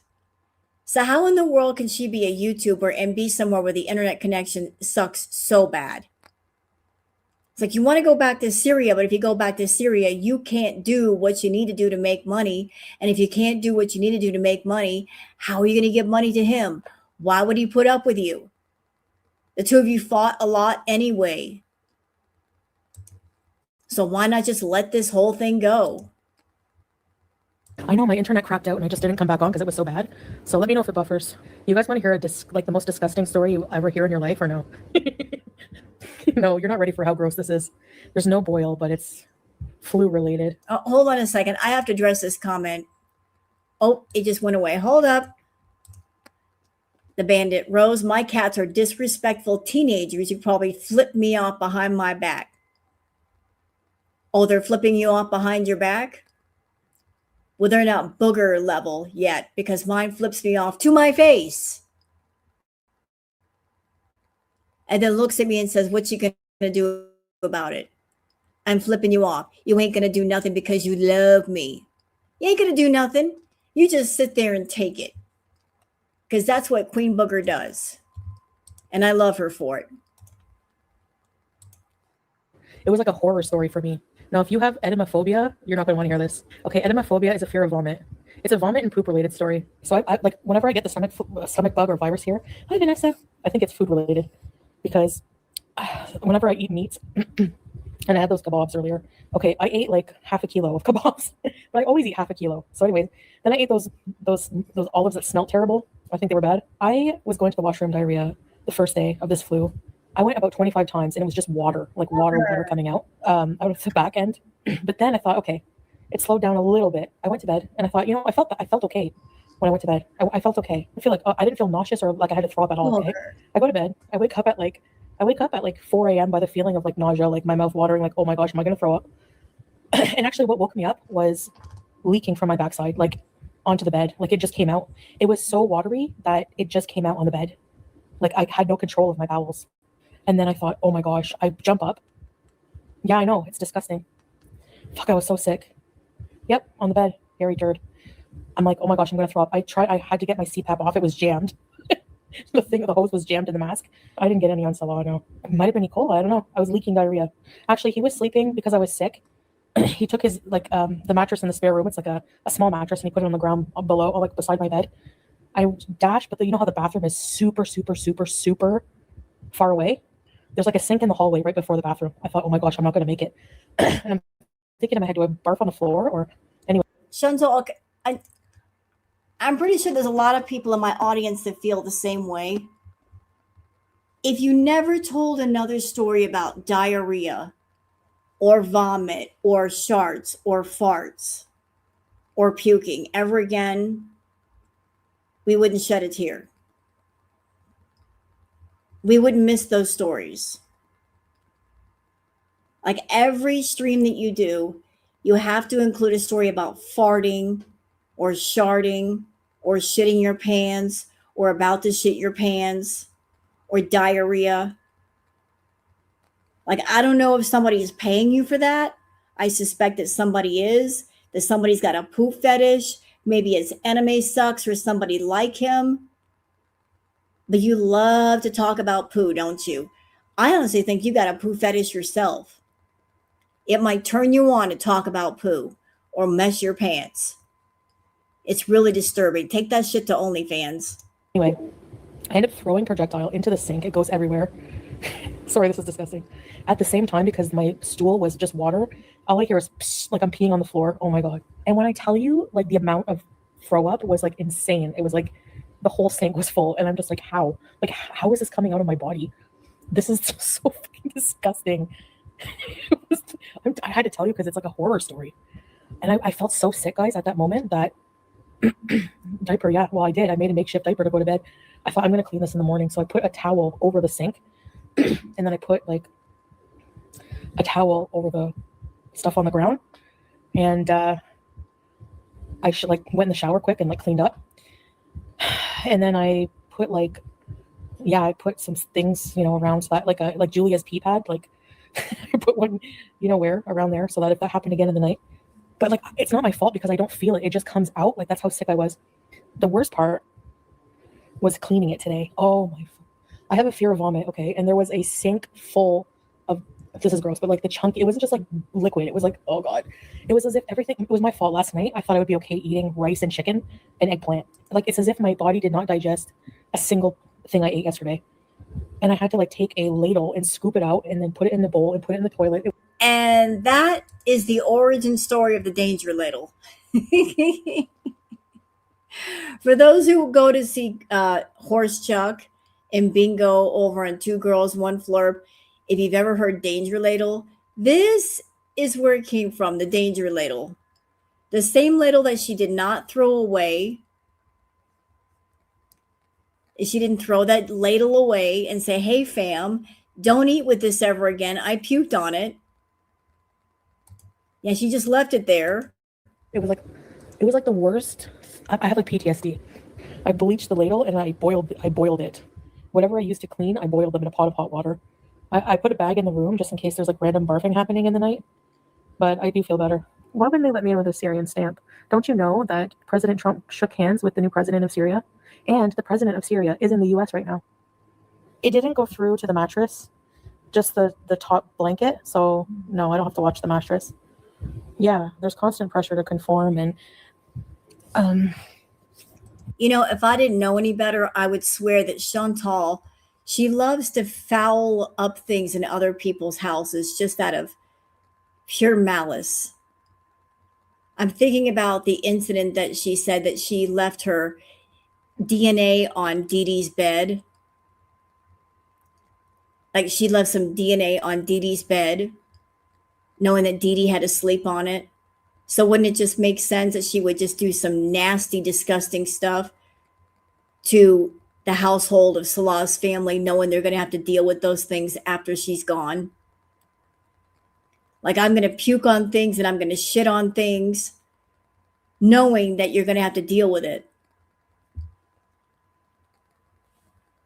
She's just nasty. She nasty. I don't know. It's stuff I don't really want to talk about publicly at the end of the day when I think about it. In Islam, we call it haya. So it's like basically private things like that in our relationship. You know, I've already like violated a lot of that. But he was a fit 21-year-old guy. Yeah, but what does that have to do with anything, Senray? That's so shallow. That's like completely dismissing someone as a person. And he's not 20, he's 30. He was 29 when I met him. You know, not everyone is like that. Plus, that's not why we're breaking up. We're not breaking up because he's grossed out by me or doesn't love me.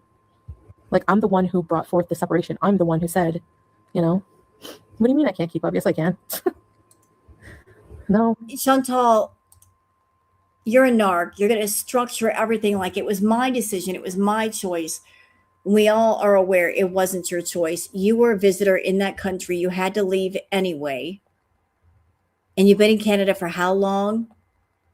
And there's no plans for you guys to see each other. So apparently he's not that much in love with you. He's very content that you're in Canada and you are away from him. It's been like 6-7 months and he's not coming over to Canada and you're not going back over there. You guys don't even do panels together on YouTube? Nothing? No? You're absolutely 100% wrong, Senray. I know you think you know everything, but you're wrong. So, like, I literally just said we're not breaking up because of any of those reasons. So, whatever. If you don't believe that, that's your problem. Yes, I'm the one who wanted to move to Canada. Yes. Same thing with BB. I don't think if I ever initiated a breakup with BB that he would ever break up. So, Ha ha ha ha. Really? You initiated a breakup with BB. Is that so? 1 second. One moment. Well, shit. I didn't want to do that. Son of a biscuit eater.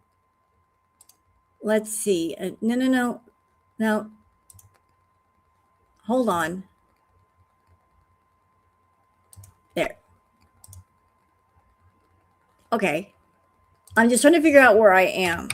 I'm like pushing buttons and doing things and my fingers are not behaving. Foodie, beauty, BB, break up. How did that go, that breakup? How did that go? Let's see. Who broke up with who? Let's go back in time and find out. This is from Marley Hendricks. So, I know that I look like shit right now, and I'm gonna try to talk and not cry. Or maybe I'm just gonna cry. I'm kind of just tired of being silent about it because I think it's a big reason why I'm so messed up. and I feel like I should tell you guys because you're my audience and I share my life with you. And I have something to tell you guys, I guess, talk about what's going on. Mhm. And it's not easy to talk about. I've kind of just been like bottling it in and like brushing it off. Like it's okay. Come on. So, Bibi and I decided to break up. You heard it out of her own mouth. Bibi and I decided to break up. Not her, them. They decided. It wasn't strictly her decision. It wasn't a case of she wanted to break up and he was begging her and crying to her and saying, don't go. She's trying to soften it a bit and say, we decided. Actually, you know what? I'll give you one, Foodie. You actually decided to break up with him. You're right. You decided to break up with Bibi. You decided the moment you opened your legs for another man.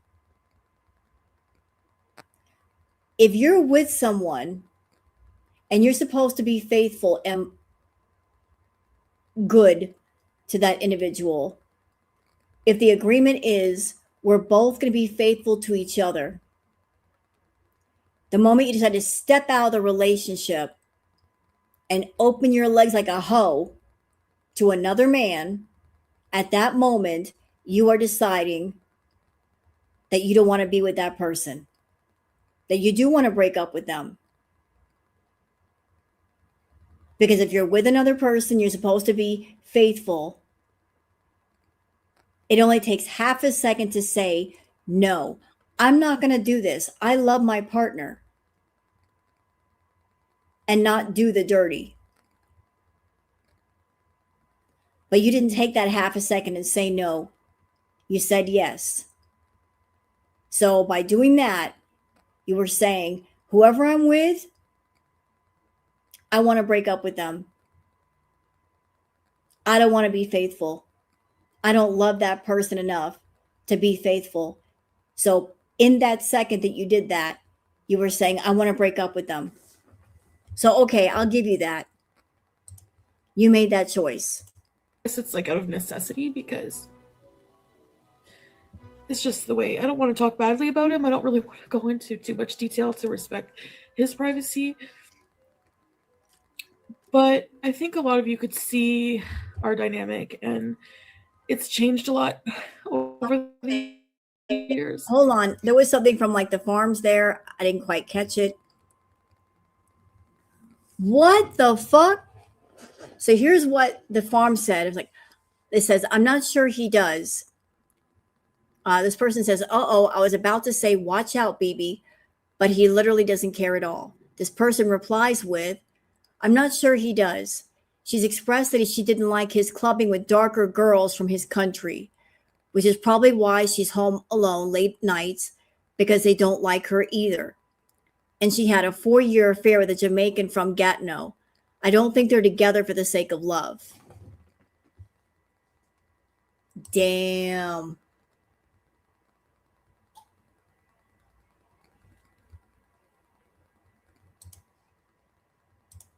Damn, Foodie.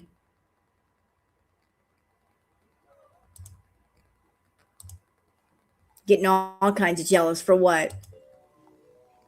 But I think a lot of you could see our dynamic, and it's changed a lot over the years. We've been together for like 8 years. And you know what, Chantal? I remember seeing the videos and stuff that you and Bibi did. You were such a cunt to Bibi, even in those videos. That man would go to work hard all day, come home. All he wanted to do was sit down in front of the TV and either watch his shows or play his video games. And while he was doing that, you would be filming at the same time, although you could have been doing that all day while he was gone. And then when he came home, he could have some peace and quiet. But you would be filming videos while he was in the other room bitching about him while you were filming. He'd walk in the room and you would roll your eyes. and make snide little fucking comments. He was the breadwinner in the house. You weren't even working. And you were talking all kinds of mad trash about that man. And you weren't clean. You caused a roach infestation in that house because you were hiding pizza boxes in the closet. So even after you were gone, you got to deal with a roach infestation because of you. So you being trashy, being sloppy, being dirty, being snotty, and you're going to cheat? You gave him more than one reason to get rid of you.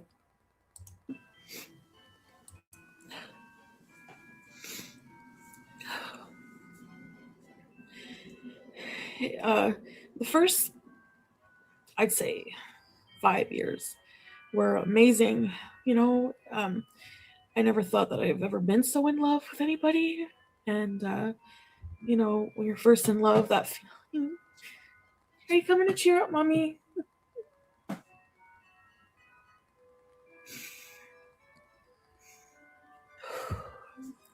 You know what? And I think the reason why Chantal is crying is not because she loved BB. Like she's not crying for emotional reasons. Like, I love this man, and it's over now, and I'm so sad about it. I think the main reason why she was crying was because she was looking at BB as security. Like, I'm living in this house with this man. He's paying the bills. He's paying for everything. And I can just focus on my YouTube stuff. But I got him as security in my back pocket just in case the YouTube thing doesn't work out. And that's what she was crying over. That she was losing her stability and her security, her financial security. And that's why she was all kinds of stressed out. Not because she loved him. If she loved him, she wouldn't have cheated on him. She wouldn't have caused him a headache. Nah, she was crying over herself, not for him. She wasn't sorry about what she did. But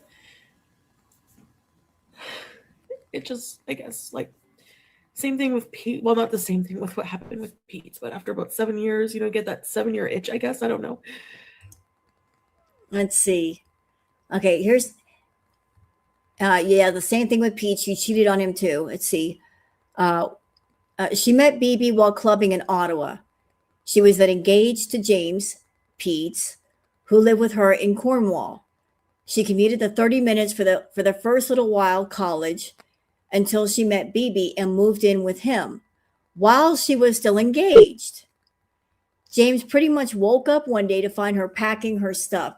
That is how she broke up with Pete's. She didn't go to Pete's and say, you know what, I love you, but I've fallen out of love with you. I'm sorry. And this is goodbye. And I'm leaving. He was asleep and he woke up to her packing her stuff. That's how he found out they were broken up. So even though that her and Pete have been together for so long, since high school, that is how she chose to handle things. Like, I'm just going to cheat on you repeatedly. And then while you're sleeping, I'm going to move out in the middle of the night because I want to be with some other dude. Trash. I still love BB. I know he still has love for me, or at least cares about me, but I don't think that we're in love with each other anymore.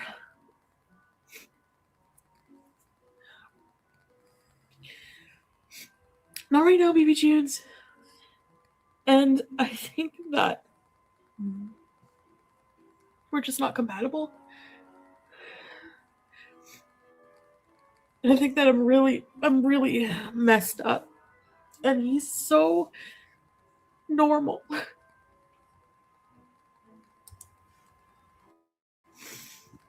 Yep, you had a good one and you fucked it up. You absolutely fucked it up. BB was such a good guy that even the Kiwi farmers had nothing bad to say about BB. They wished him well. The Kiwi farmers, they can be brutal, but They had nothing bad to say about BB at all. They wished him well. They wished him a good life. You know, nothing bad was ever said about BB.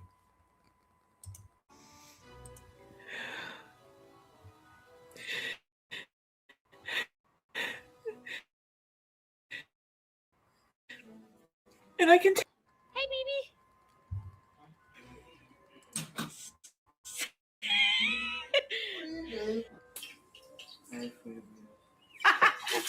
Oh God. Yeah, BB did not like being on camera. And I'm sure he told Chantal that. I'm sure he told her off camera, look, I'm not a camera person. I don't want to be on stream. Please keep me off your YouTube channel. And she didn't care.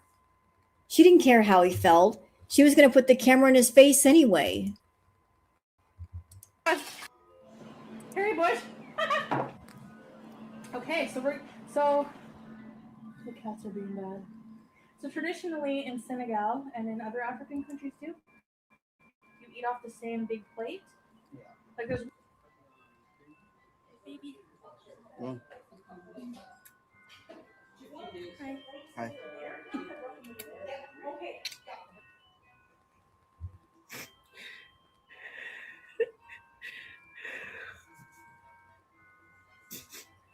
Like, you know, like I said, none of us personally knew BB.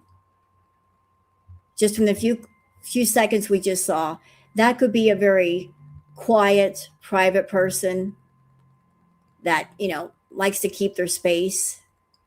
Somebody who's very reserved, or it could be a sign of unhappiness, or somebody who's just emotionally checked out from the person that they're with. I don't know the case with BB. Well, one thing's for sure, he did not like to be on camera. Because of that, I just want to let him go, be happy. He's still young enough while he's, you know, he's like my age. I want him to find somebody he's more compatible with, and then I'm sorry, I'm ugly crying. Yep. So BB wanted a family. He wanted children, and she got a hysterectomy, and obviously she couldn't have children. But I don't think that was the main reason they broke up. I think it was everything. It wasn't like she was a stellar person and, oh, this one thing matters the most to me and we got to break up. I think it was a conglomeration of everything. You know, and her cheating and being sloppy and not wanting to work or work on herself. I think he just had enough. He was like, I'm just done with this shit. I haven't cried about it yet. That he can be happy with, have a family. Something that I'm just not meant to have. I want to share something else with you that I know I'll get a lot of hate for. I feel like it's karma because I had an abortion a long time ago.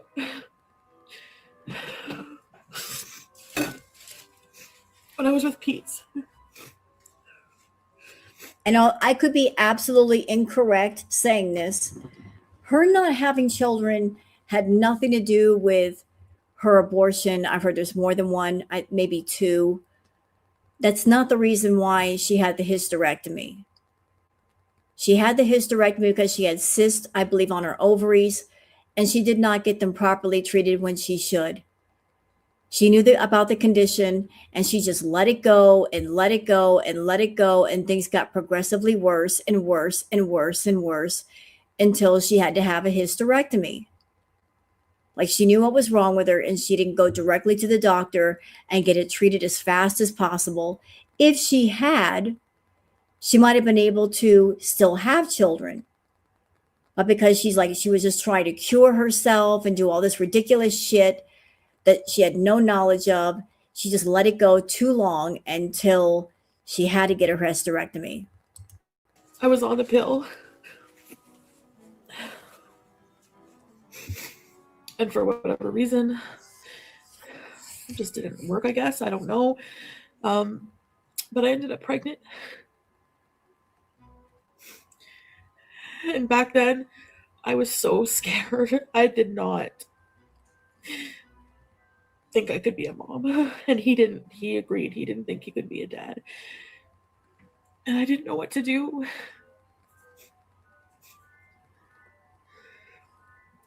And it was early enough that I thought, okay, you have to make a decision.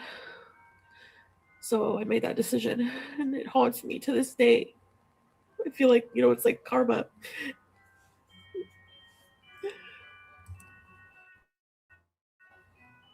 Yeah, I agree with this one question. How is this breakup karma for that situation though? Yeah, I don't get that either. Because what happened with her and Pete's is separate from her breaking up with BB. The two are not related at all.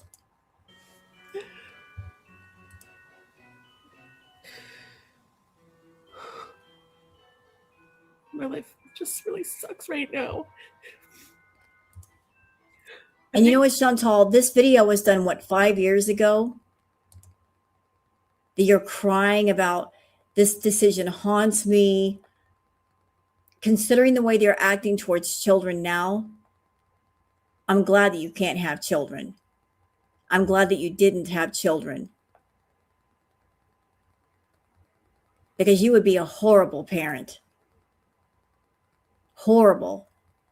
You would probably be that person that if you had a child, you'd be jealous of your own child. You would be abusive. You would be neglectful. You would be that person that you would have the child and dump it off at grandma's and not come back for 6 months or longer. You would neglect your kid. You might even exploit your child for money. Be a horrible, horrible parent. You're a fucked up individual, and more than likely, you would fuck up a young one as well. Having you as a mother. When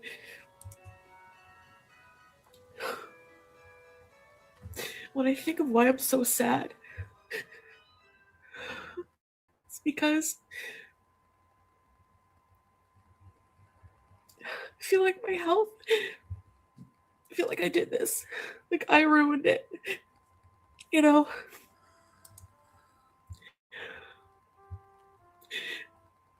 doesn't understand depression or eating disorder. He doesn't have to. That's your go-to. You don't understand. You don't understand about depression. You don't understand about EDs. He doesn't have to. You have to. It's no one else's job to figure you out. You got to figure yourself out. You got problems, you got issues, you got to deal with your shit. And if you can't figure it out and you can't cure it, then it's your responsibility to seek out professional help to help you work your way through it. But you can't go to your partners and say, you should understand everything about me and cure everything about me, because that's not their responsibility to do so. You got some serious issues that require psychological help, mental help, emotional help from people that had extensive training and education about those things. And like, even if BB had been a psychiatrist or a doctor or a therapist, even if he had had that training, he couldn't have treated Chantal, because that would be a conflict of interest. Isn't that what they call it in that industry? Like, if you're too close to the person that's your patient, that's a conflict of interest. You can't be objective with someone that you know. So you have to go to someone you don't know to get that objective point of view. And so there won't be a conflict of interest. we're just not compatible. Like, he's not a big communicator, very emotional, or, like a complete opposite of me. And I always need reassurance and attention. And it's just not there anymore. And it just can't be fixed. It can't. I know it can't. I know it's a dead relationship. It's been for a little while. But sometimes it's easier to stay together. Yeah, Because it's our home, you know. oh, shut up, Chantal, shut up. You know what, Dastardly? I did hear about that. I did hear that part. I did hear about how she was poking holes in condoms and trying to impregnate herself with a turkey baster. I heard about that. That she was trying to maybe trap a man and using different ways to do it. I heard about that. Yeah. Going to that links to baby trap a man. That she's going to use a turkey baster and poking holes in condoms, trying to make herself pregnant to keep a guy with her. Crazy bitch. Yeah. Heard about all that. You know, even though there's roaches. So it's like stagnant, you know? And something has to happen. And I'm just scared. I'm scared. Because I don't know what I'm going to do with my life. I have so much I have to do. I just feel so overwhelmed. I feel alone. Even though people offer me help, I don't feel connected to them, you know? You're not supposed to be connected to people who give you help, dumbass. You're not supposed to be connected to your therapist or your psychologist or your psychotherapist or the people that give you inpatient. You're not supposed to have a connection with them. They're just supposed to treat you and you're supposed to take the treatment and get better. You expect everybody who treats you to care about you. Here's the problem.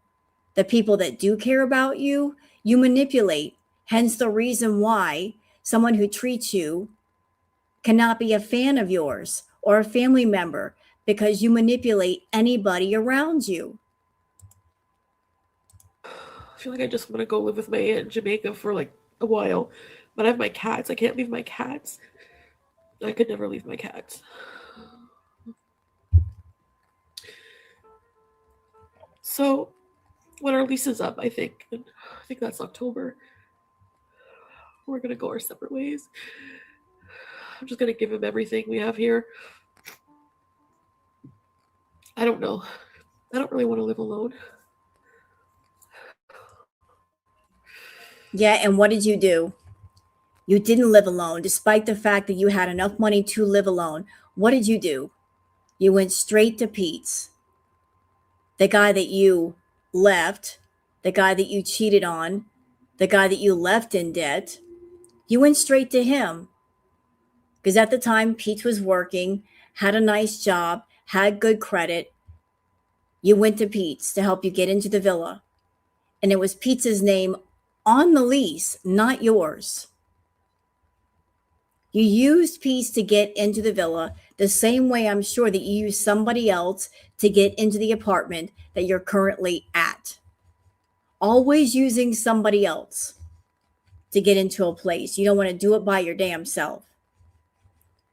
Like you over there talking about like FFG and whatever eviction she might have. Bitch, the only reason why you've never had evictions is because you ride piggyback on other people, using them to get into a place to where your name is never on the lease. You've never had a place by yourself, ever. You went from your parents' house to BB's house to living with Salah, always somebody else's name on the lease, never yours. I might move back in with Pete's as roommates. We were roommates before. We work well together. You could do videos with me. He's very supportive. But I don't want you guys to think that it's going to be a couple thing because we're not in love either anymore. I don't have any romantic attraction. Hold on, back it up. James beat Pete's. Had a hard time in high school. Tall, skinny metalhead. Girls really didn't want him, but he's always been a sweetheart. She met him through my ex, his brother Dave, who she still makes fun of because he's so thin with bad teeth. And when they started dating, she lied and told all of us she was dating Dave because James was skeleton thin, and she was obviously embarrassed by it. Yeah, this guy that she calls her best friend.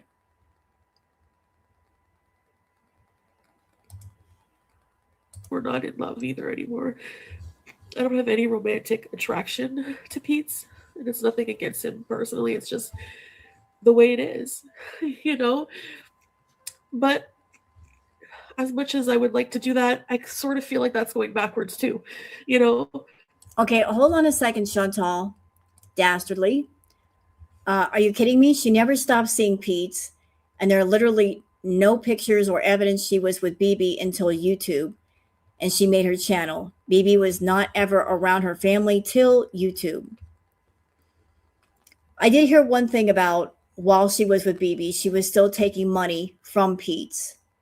So she was with BB, but still utilizing Pete's at the same time. And you're right. She never let go of Pete's, ever. Even to this day, she's not let go of him. Always using Pete's for something. Keeping him in the background, keeping him in her back pocket. But we're so compatible as people. We're very the same in a lot of ways, and he loves cats. I mean, I knew BB wasn't my soulmate. Whatever, I always have to tell him, like, come look how cute the cats are being right now. And he just goes, ooh, he just grunts. Like, if you cannot appreciate a cute cat, then you're not my soulmate. Chantal, the cats are your responsibility, not his. Sam and BBJ were your cats. You can't just look at your partner and go, these are my cats. You should take care of them too.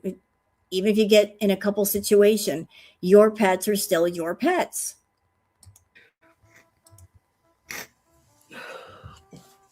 I don't know if he wants me talking about this, but it's my channel. It's my life. So anyway, there's no animosity. I don't know if he has any resentment towards me. He might. And it reminds me of my grandmother because she feels like she ruined her marriage with my grandfather because not far from my age, she became very depressed and just stayed in bed all day. My grandfather didn't understand that. He left her. It's really interesting that she's trying to tie all these things to her situation that have nothing to do with her situation. She's not staying on track or on point, is she? She doesn't want to address the elephant in the room. And I'm not talking about Chantal. The elephant in the room is she was with BB and she cheated. She did him dirty. She cheated on BB. And that, plus I'm sure other factors, contributed to them breaking up. So she's walking all the way around it. Like, hey, I was with this guy. I fucked up. I cheated on him. He found out. How did he find out? Because she told somebody, and then somebody told BB. Like a dumbass, she told someone and they told him. And that was it. He'd had enough of her and her behavior. I heard a story how one day BB was ironing his work shirts and she threw a temper tantrum because he wasn't giving her attention in that moment. All the poor man was trying to do was iron his work shirts, and she wanted attention and he wasn't giving it to her. And she had a bitch fit. And I'm sure that wasn't the only time she acted that way. BB strikes me as a very tolerant man, but everybody has their limit. And I'm sure she hit his pretty fast.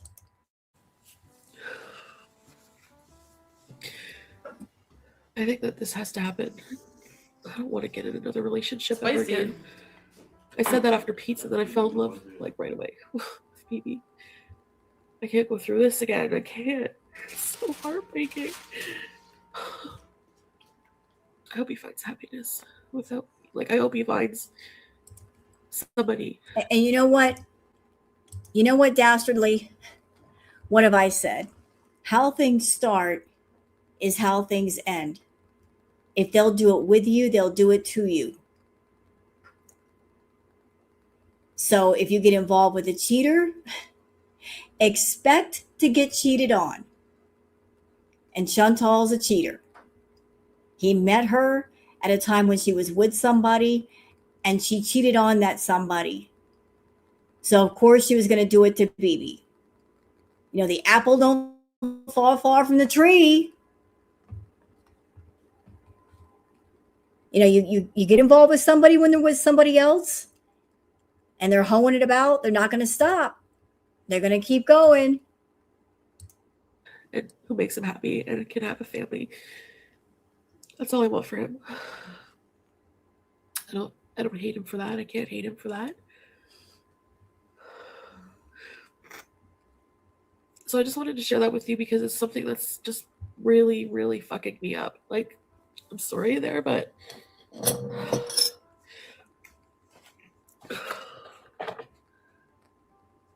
so I just wanted to share that. I don't know what it's gonna be.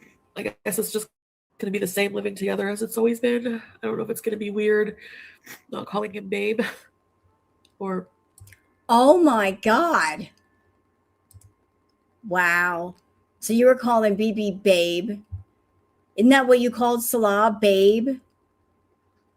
Or bae? So using the same term of endearment with Salah that you did with BB. Babe. Aren't you original? anything like that. Got a lot of figuring stuff out to do, you know? So yeah, I'll probably become roommates with Peeps because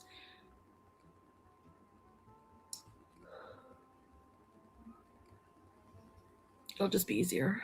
You know, life is expensive and Pete's really needs to get his. There it is.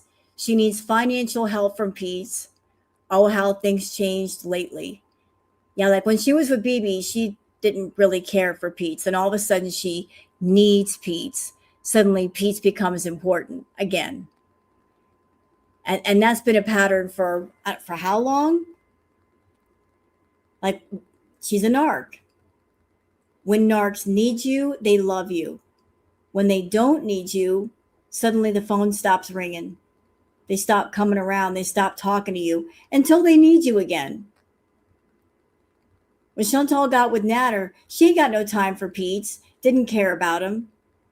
But the moment that Natter pissed her off, what did she do? She would run straight home crying and expect Pete's to comfort her and coddle her. That and her beezers. And then when her and Natter were good again, suddenly she's back over at Natter's place, not giving a crap about Pete's.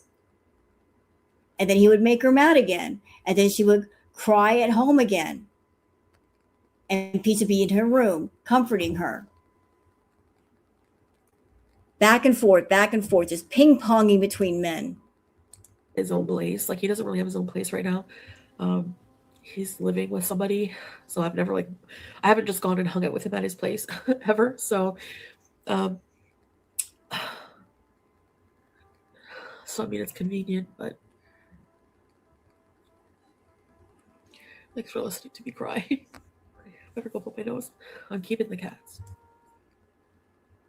So that was when she broke up with BB. So this story she's telling, like, I broke up with him. What a crock of shit.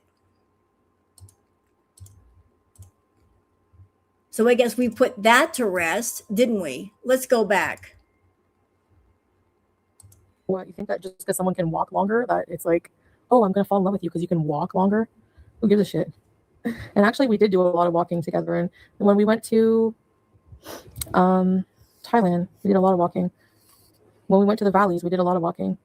Sometimes I'm more tired than others. And I think a lot of it, sometimes it's breathing related too. It just makes me like exhausted.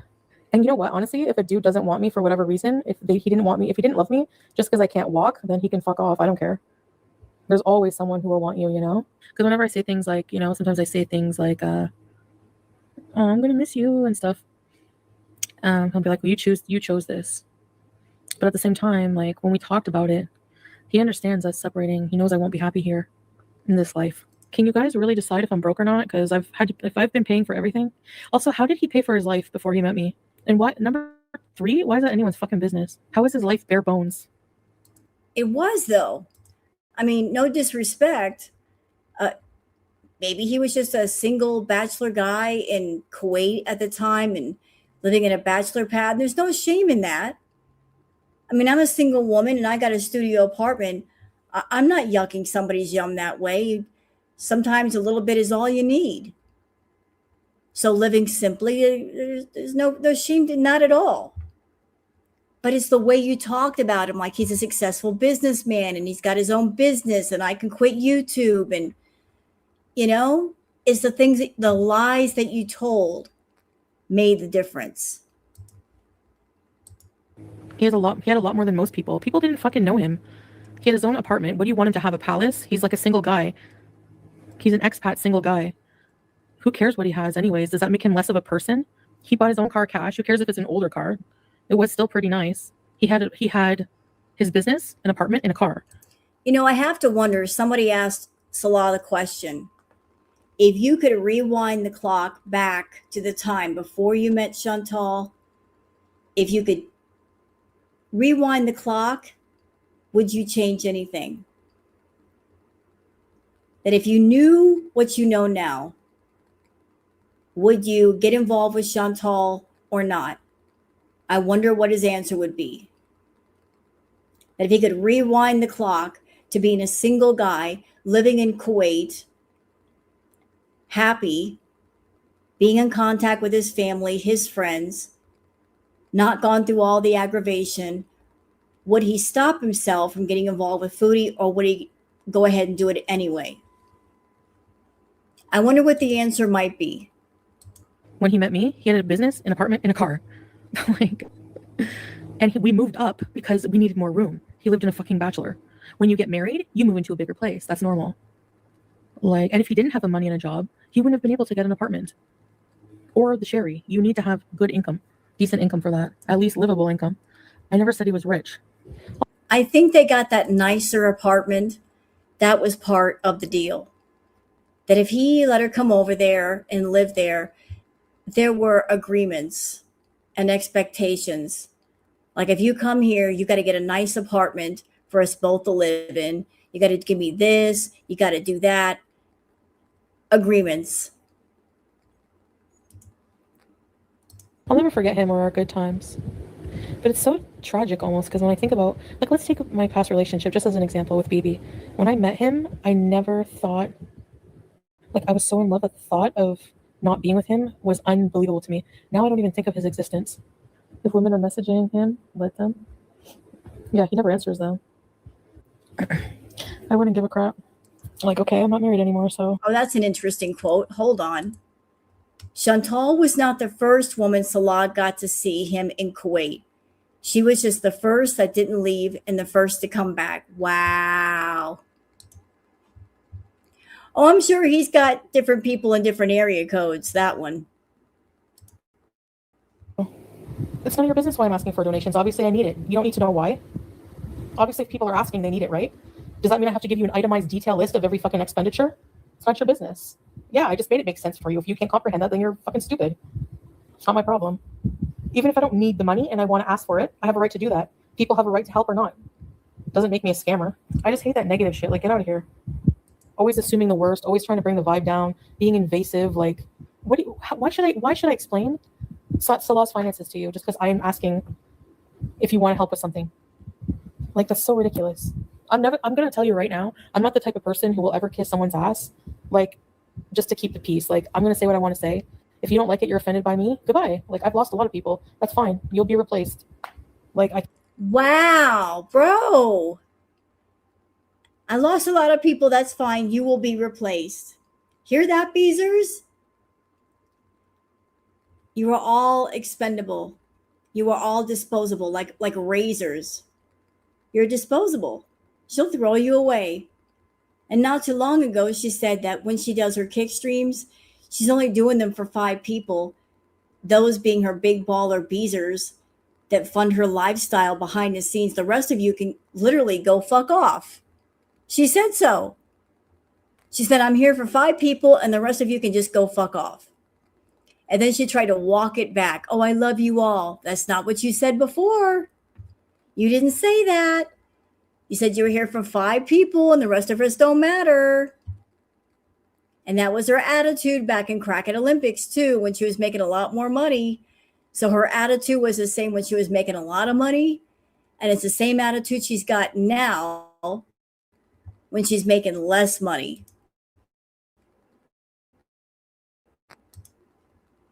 You can't please. I've said millions of times, if you don't want to donate, you can't donate. Like, it's whatever. I put the PayPal there. People who want to help can help. It's obviously helped me. It's like, it just pisses me off because it's no one. Why are people so obsessed about it? Like, what's your point? Like, I don't get it. Who cares? Even if I did give him money, who fucking cares? Like, what's your point? That I have to pay someone to love me? Okay, sure. If I have to pay someone to love me, you can better fucking believe somebody like Slimer would have to pay double. Because there ain't no way no one's waking up to her ugly fucking face for free. Thank you. I don't know how people can look at how we've lived our life. Chantal, if you could get love for free, why do you always pay for it? When you were with Natter, you weren't getting love for free. You were spending thousands of dollars on Natter. So if he loved you, why did you pay and keep paying all that time? And you're still paying. You're buying them sexy groceries for him. Still. And why are you sending Salah money? What's that about? If these men love you so much, why do you keep sending them money? Are they not grown-ass man? Can they not work on their own and make their own money? Why do you keep sending your money over? Lifestyle and everything we have and everything we've done, all the traveling, like me back and forth to Canada, getting a car there, apartment. Like, I don't have a fucking status there. So how would I do that? How did I pay for every single thing? Why would I do that? I would never do that. After what I went through with the fucking ugly swordfish, I would never be taken advantage like that. Never. I'd rather be alone. Guaranteed hillbilly, chipmunk, inbred loser. If no one ever donated another super chat to you, you'd be on here begging for it somehow. So how about you shut up and take a back seat? Thank you. But you see what I have to deal with, and then you wonder why I'm sassy. Bye, guys. So that was it. Miss Defensive over there. Silly bitch. So there you have it, folks. That was kind of a retro react to Foodie. And it's better than her current stream.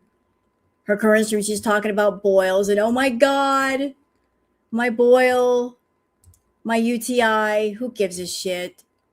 Cure it or don't cure it. Get healthy or stay sick. Your choice, your body. So I'm out.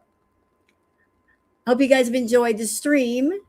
And I'm going to leave you guys with a pretty song. So don't forget to like and subscribe. And I'll see you guys on the next one. Until then, take care of yourselves and each other. Bye. Mm-hmm.